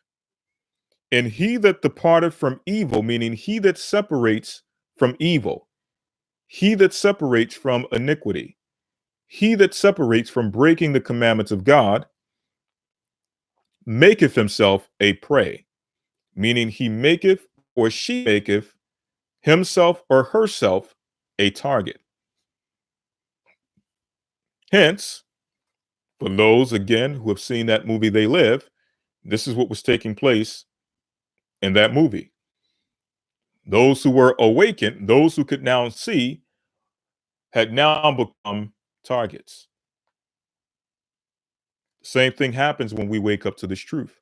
You would think that in a Judeo-Christian society, those who claim to believe in Christ, those who claim to believe in God, those who claim to be celebrating Christmas for the sake of holiness, those who claim to be celebrating Thanksgiving for the sake of holiness and giving and caring and love, you would think they would appreciate the truth of the Bible. They would appreciate the fact that, well, hold up. The Bible doesn't say celebrate Christmas. In fact, the Bible speaks against holidays such as Christmas, but the Bible does give us other holidays such as Passover. The Bible does give us other holidays such as Purim, the Feast of Tabernacles, the Feast of Unleavened Bread, the Sabbath. So the Bible doesn't just take away holidays from us and just leave us miserable. The Bible takes away the holidays of this world and replaces them with the holidays of God. You would think those who claim to believe in God would appreciate those things. But instead, the one who comes and says, well, listen, don't celebrate Christmas, celebrate Purim. It's 2 days of gift giving. It's better than Christmas. You would think that person would be accepted with open arms. You know what? Thank you. I'm tired of celebrating Christmas anyway. No, that person is met with adversity. They're met with threats of being thrown out of the house if they decide not to celebrate Christmas this year. They're met with statements such as, either you leave, well, pretty much the ultimatum is, the tree is not going anywhere. In fact, if you try to remove the tree, the only thing that's leaving is you. In other words, people are, a tree has more value during this time of year than human life, where people will willingly throw someone out on the street because they desire not to celebrate Christmas and not to have a tree in their home. Many of you have had these arguments. Many of you have had these discussions. Many of you have been met with these threats. Okay? But realize that before you experience these things, the Bible prophesied it. The Bible told us it would happen. It tells us that truth faileth, and he that departed from evil, who don't want to celebrate the evil, wicked holidays or be a part of any other level of wickedness, becometh a prey. Okay? Or maketh himself a prey. You become a target by everything and everyone around you. Now, it's up to you to exercise wisdom and exercise faith in the Most High in the face of that adversity. It's not up to you to try to fight fire with fire. Okay? When adversity is brought upon you, when temptation is brought upon you, take it cheerfully. Understand that this is what you've been called to. Okay? It goes on to say, and the Lord saw it, and it displeased him that there was no judgment. So the Most High is displeased at the fact that people have less value than a Christmas tree. And there's no one to come in with righteous judgment. No one is coming in with sound judgment and sound decision making to say that, hold up, you're willing to throw away your so-called loved one, or the one that you consider to be your loved one, your husband or your wife, before you throw out the Christmas tree. You don't see anything wrong with that? No one is making those types of suggestions or coming forward with judgment to have people consider their ways. This is what happens when truth faileth. Okay? Now, again, as we've been stating throughout the course of this broadcast, after this, we're going to take 2 more calls before we close out for tonight. Okay? For those who have to deal in these situations, okay? It tells us here in the book of St. Matthew, chapter 12. Okay? St. Matthew, chapter 12. And I'm going to start in verse, let me get it here. Make that St. Matthew, chapter 13. Now, when you get the opportunity, for those who are new or those who have not read this in a while, go to Matthew 13 and read about the parable of the sower. Okay? Because believe it or not, this parable of the sower, it relates to some degree, especially around this holiday time, because, of course, around this time, people are coming with certain gestures and suggestions of you celebrating holidays. And during that time, you are planting seeds. You're sowing seeds. You're throwing out the word. You're showing people the origin of the holidays. You're showing people the Christmas tree in the Bible, as Brother Bala spoke so eloquently about earlier. Okay? You're sowing seed. And with that seed, you get different results. Some people hear it, may find it hard to understand or hard to receive. Okay. And then Satan comes and steals what was sown in their heart. They may be trying to consider it, but it may be too much information for them to receive. So Satan comes before they have an opportunity to even go look into it. Satan comes in and puts a stumbling block before them to cause them to not even think about it anymore. Okay. The thought totally leaves their mind. Okay. Christmas tree. You talking about something, it's in the Bible and God said we shouldn't do it. Oh, hey, 70% off Christmas sale. The seed has been taken. Okay. I'm going to go through this real quick because there's some very good points, especially for this time of year. Okay. I'm going to go to the actual interpretation of what Christ brings forward. I'm going to jump back to a few other things that the Messiah taught us concerning dealing with our people who are still in darkness. Okay. So it says here in the book of St. Matthew, chapter 13, verse number 19, it says, "When anyone heareth the word of the kingdom and understandeth it not, then cometh the wicked one and catcheth away that which was sown in his heart. This is he which have received seed by the wayside," which we just spoke of. "But he that receives seed into stony places, the same is he that heareth the word, and anon receive it with joy, or with joy receiveth it." So initially, they hear the word, they hear what you have brought forward, and they receive it with joy. Man, I knew something was wrong with Christmas. Every time this time of year comes around, I get depressed. I knew something was wrong with Thanksgiving.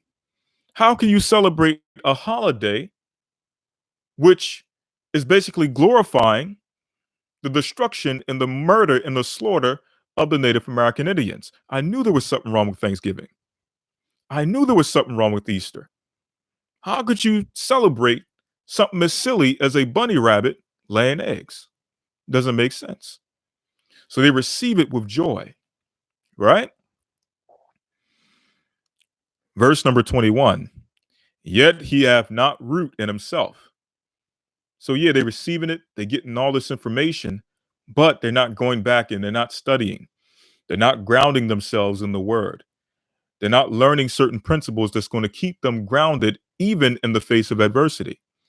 There's no root, there's no solid foundation. They were just happy to receive new information. It sounds good, feels good. Okay? But they have no root. "But dureth for a while." They'll be around for a while, right? "For when tribulation or persecution ariseth because of the word, by and by he is offended." Now they're faced with a decision. Family celebrating Thanksgiving this year. It's the only time you get to see Aunt Bessie. We don't know how long our Uncle Charles got before he goes. Okay? Why don't you come over and celebrate this Thanksgiving? Now, remember, this person received the knowledge concerning Thanksgiving with joy. But now they're being actually faced with a decision. They're being faced in a situation where they now have to apply the knowledge that they have learned. And because they have no root, they have no solid ground, their house is built on sand. Now they're faced with that decision. And now, instead of just saying, you know what, let me stand strong, or just admitting that, you know what, I fell short. I celebrated Thanksgiving, or, I celebrated Christmas. I remember the time, I remember what I felt as a kid celebrating these holidays. I remember what I felt celebrating Christmas as a child and opening up the gifts. I fell short. Instead of just doing that, they go on an all-out assault against the Bible. Man, I don't know about that Bible. How can the Bible be against such a holiday that, it It brings family together. You know, I just love Thanksgiving.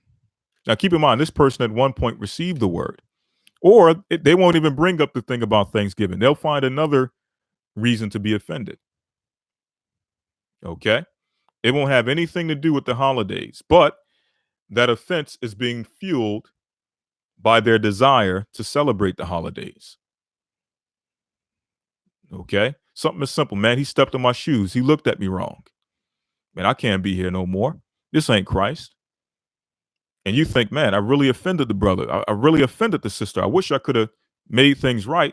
Now I realize it didn't have anything to do with how you looked at them or how you stepped on their shoe.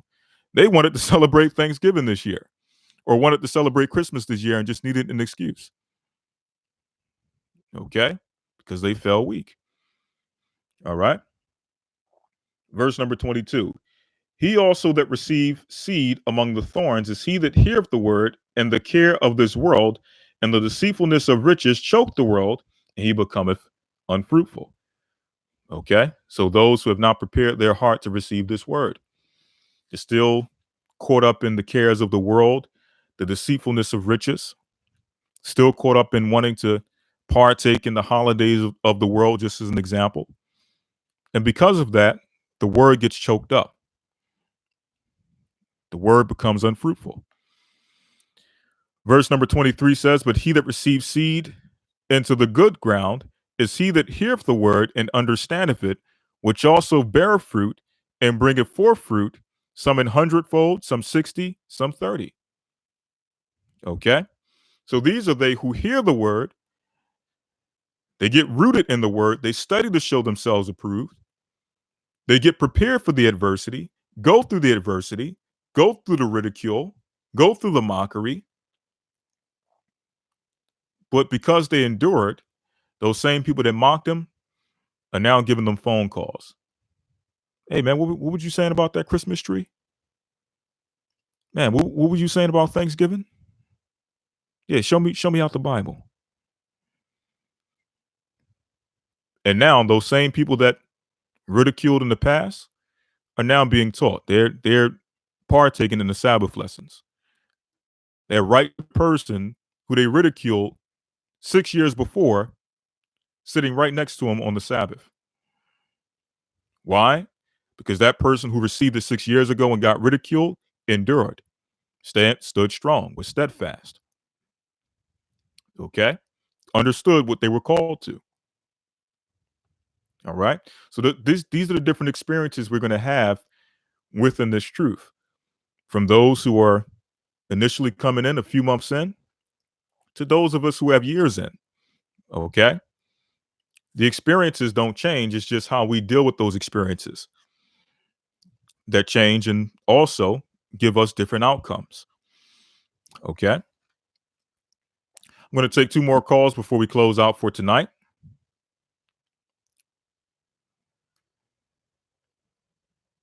Let me see who we have here. We got Brother Gabar from South Carolina. Brother Gabar, you're live on Blog Talk. Shalom. Shalom, my brother. How you doing? First and foremost, I'm good. How you doing, brother? I'm wonderful. I'm wonderful. All praise to the Most High. First and foremost, I'd like to give all honor, glory, and praise to the Most High. I'm looking forward to seeing you, brother, in January. All I wanted to say about this, first and foremost, at my job, you know, Christmas trees everywhere. And, you know, a lady asked me, she's like, are you scared of Christmas trees? I'm like, no, I want to tackle them. That's what I want to do. I see them, but knowing that, you know, I understand that there's certain things that go on when everybody comes together and pretends, I don't want to say pretend, forgive me, that spirit comes across everybody where they're like in this togetherness mode, right? Mm-hmm. But they really aren't, because you can still hear well, this girl or this guy or anything like that. demon is still in there. And you could always recognize it, you know, where it's like, well, you're celebrating this holiday and you could still have that emotional disconnect from somebody. What are you really following? Because that's not what it really is. So being at my job and seeing this, we have this guy at my job. He's everybody calls him the pastor, right? And he's quote unquote a white guy.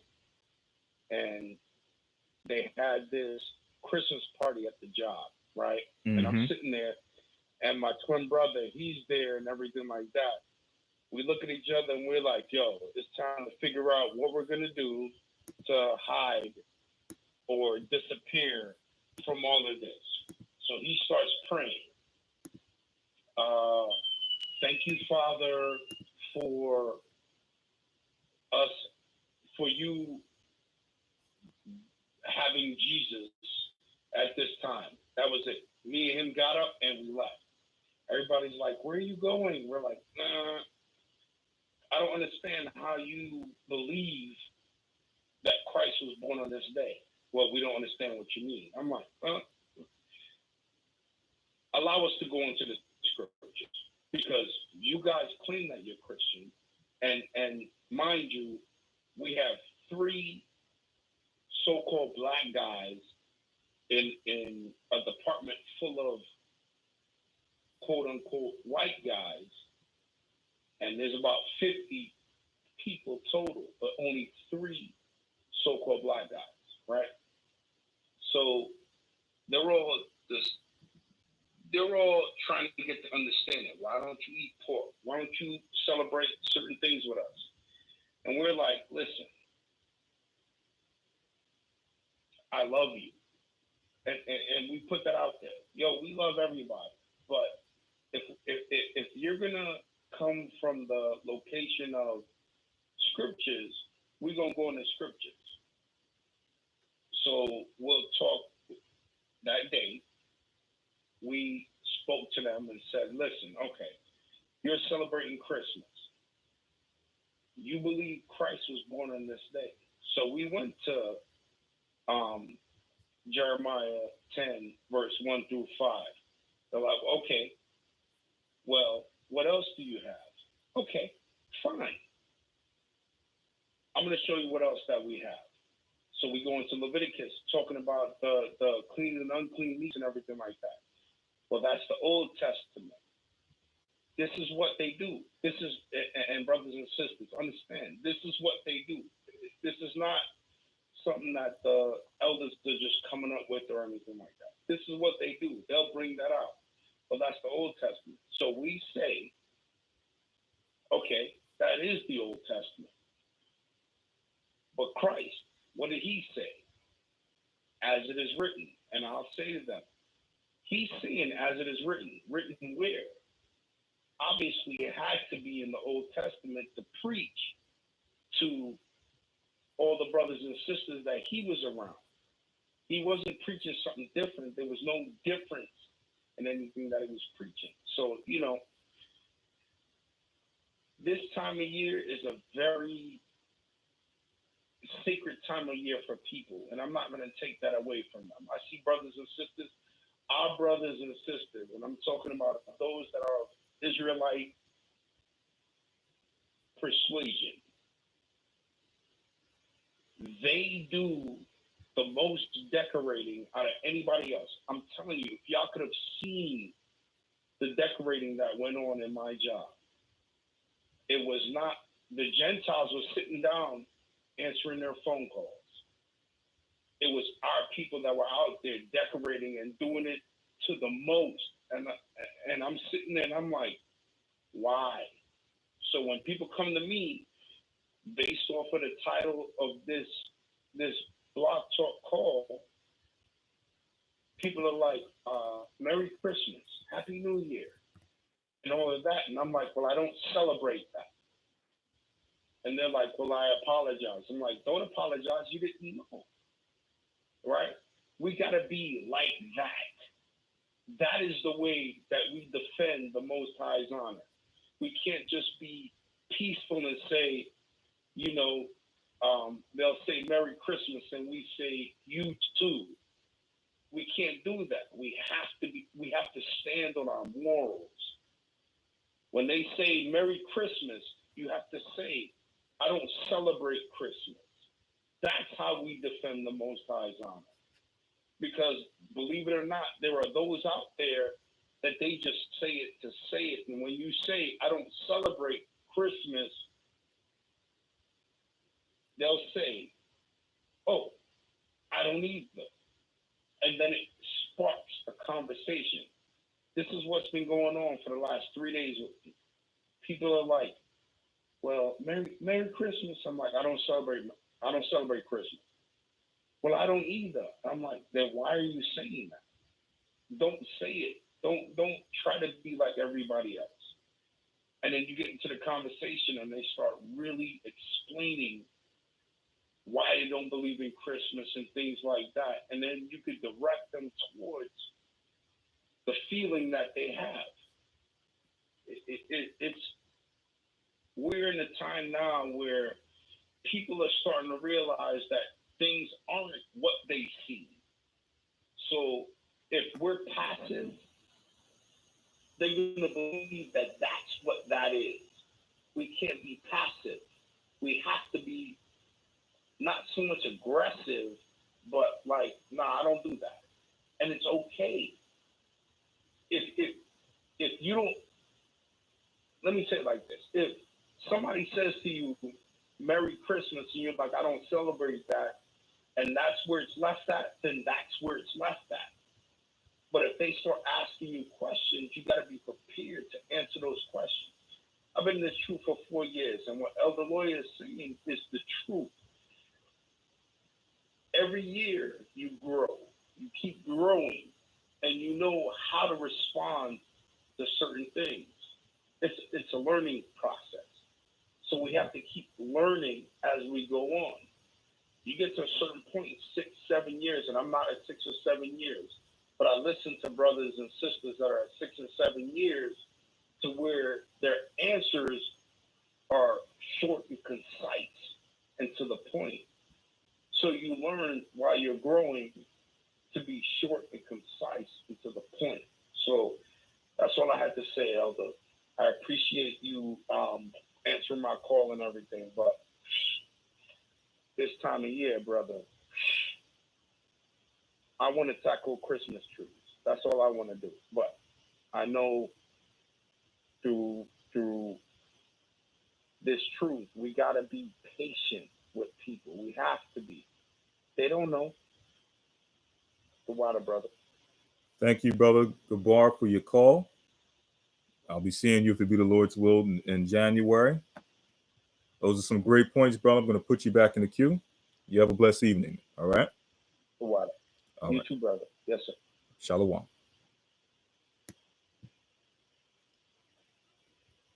All right. We're going to take one more call before we close out. We have Brother Rawchaa from Nevada. Brother Rawchaa, you're live on Blog Talk. Hey, Shalom, Elder Rawchaa, how you doing? I'm wonderful, my brother. How about yourself? Oh, man, blessed by the best. All praises to the Most High, how about the Sailor and walk about. You know, this is a beautiful topic tonight, and the testimonies are very powerful. And it just shows how the Holy Spirit is working. Because I can definitely attest to the testimonies that went forth tonight. You know, this season is real profound, even for my family, because my grandmother came to visit for the first time. And I praise the Most High for her coming. She was embraced by the church out here. And, man, the love that she experienced, that's all she was talking about, even to the point that I got a call from my aunt this morning, just encouraging me with some of the very things that we touched on tonight. And some of the key words that she used, the descriptive words, that because of my consistency in this way of life, it is sown seed and those seeds are bringing forth fruit. She said that, you know, my wife and I are catalysts for family and love and union and keep doing it. And that really blessed my heart that, you know, at the beginning of my wife and I relationship, this same aunt was, you know, basically like questionable because of the age of my wife and even me exiting the military and things of that nature. But now, because of all that we have suffered there, the Most High brought us through, it is it is propelling the family back to unity. All praises to the Most High. And just going through those things with them. My grandmother being here in the church, you know, I praise the Most High for the church here in Las Vegas. Because the very things my grandmother is saying, the love, the love, the love. And this meant a lot to me. And the reason being, you know, my grandmother, she's up in age. She lives in Florida. And just before this whole season hit, her place where she stayed, the roof caved in and she basically lost a lot of stuff. And when I heard of it and I spoke to her, I could hear in her voice the depression. And it weighed on her to the point to where I discerned in the spirit, she feels like giving up on life. And that's when the spirit started working on me to get her out here. And so I spoke with my wife. I said, babe, you know, I want my grandma to come visit. And my wife said, that's fine.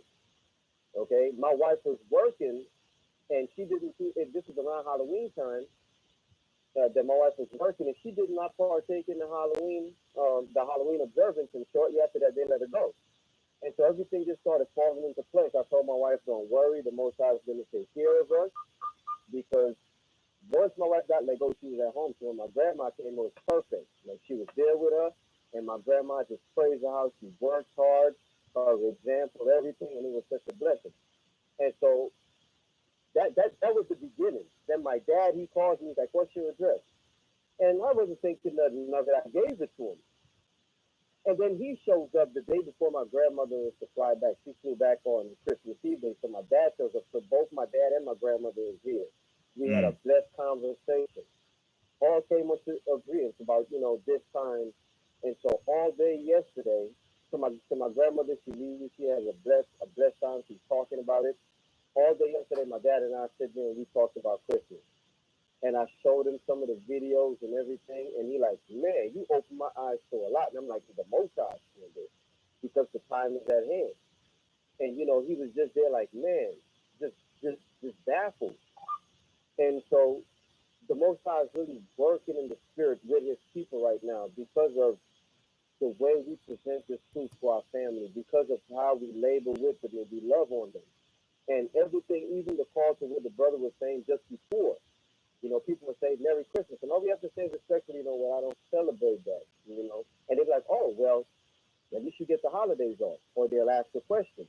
And that's that firmness, too, segueing into the topic of tonight, too. Who will stand up? And that's what the Most High is looking for, because we never know. We might be that second or that third witness to say, well, I don't celebrate that, and we have the information to now sow this seed into this soul who's saying this to us, just trying to be polite, because it's a thing to do. And so we just have to be bold like that. And so, man, I praise the Most High. And, you know, one more thing, my grandmother, before she left, two things I heard her say out of her own mouth. Well, three. The love that she struck in the church, and she told us, she said, I feel like living now. I feel like fighting. And that was confirmation. And I praise the church out here in Las Vegas, and for all that's listening to this, to water for the love that she showed my family. She said also, I feel like I'm at school again, because when I go to work, I work in the afternoons into the night. And so she's there with my wife and there conversing and lessons. She's just sitting there soaking in the lessons. I had the Gathering channel on, and she was just like, how can I get this at home on my TV? How can I take this with me? She's like, I want to take these two guys with me. She was speaking to herself in a little car. And I was like, you know what, Grandma? You can. So I put YouTube on her phone. My dad got her a smartphone, created a channel, and locked her into the two channels, G.O.C.C, NYC, and the Gathering. Hit the notification bell so she gets it. And now she's locked in. And the last thing she says, you know what? I will be looking to make this to get back here. So I praise the Most High for that, because she's down there in Florida. Everybody's concerned because, you know, the elderly are set in their ways, but she's coming out of that comfort zone and looking to be here. She explained to Elder Rawchaa that she wanted to be in a place where she can grow and she feels that this is it. Even too, looking to want to be at the Passover coming up. So that Wow, all look of at those things that. I give the Most High thanks for. Yeah, I'm telling you. And the icing on it. So you know, I was in South America and a couple years back, and my mom almost passed in an accident. And so I've been talking to her ever since I've been back. But I had a good conversation with her this morning, and she is coming along a little bit slower. Well, in the conversation this morning, she said, I don't care about the Christmas. I care about my life.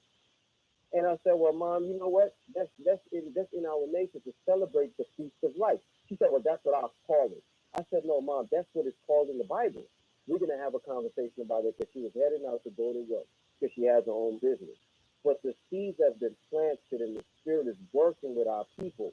And I just give the Most High praise for that. So, you know, for those, Nasrallah, let's continue to stand firm and stand bold for this truth and continue to be, you know, patient with our people. Because love is patient. And man, the Most High is going to bring them to the fold in His time. So, Tawada for taking my call. Blessed broadcast, Elder. Always a pleasure speaking with you, and let's continue to do this work. Absolutely, my brother. Thank you for your call. Some great points. A beautiful testimony. I'm going to put you back in the queue, my brother. You have a blessed night, okay? All right, Elder. Bless you. Oh, shalom. All right. There you have it. And believe it or not, I mean, this broadcast, I thought we were going to have a lot of doom and gloom and a lot of people being threatened of being thrown out. I mean, there may be some still on the line, but for the sake of time, we may have to carry this over for next week.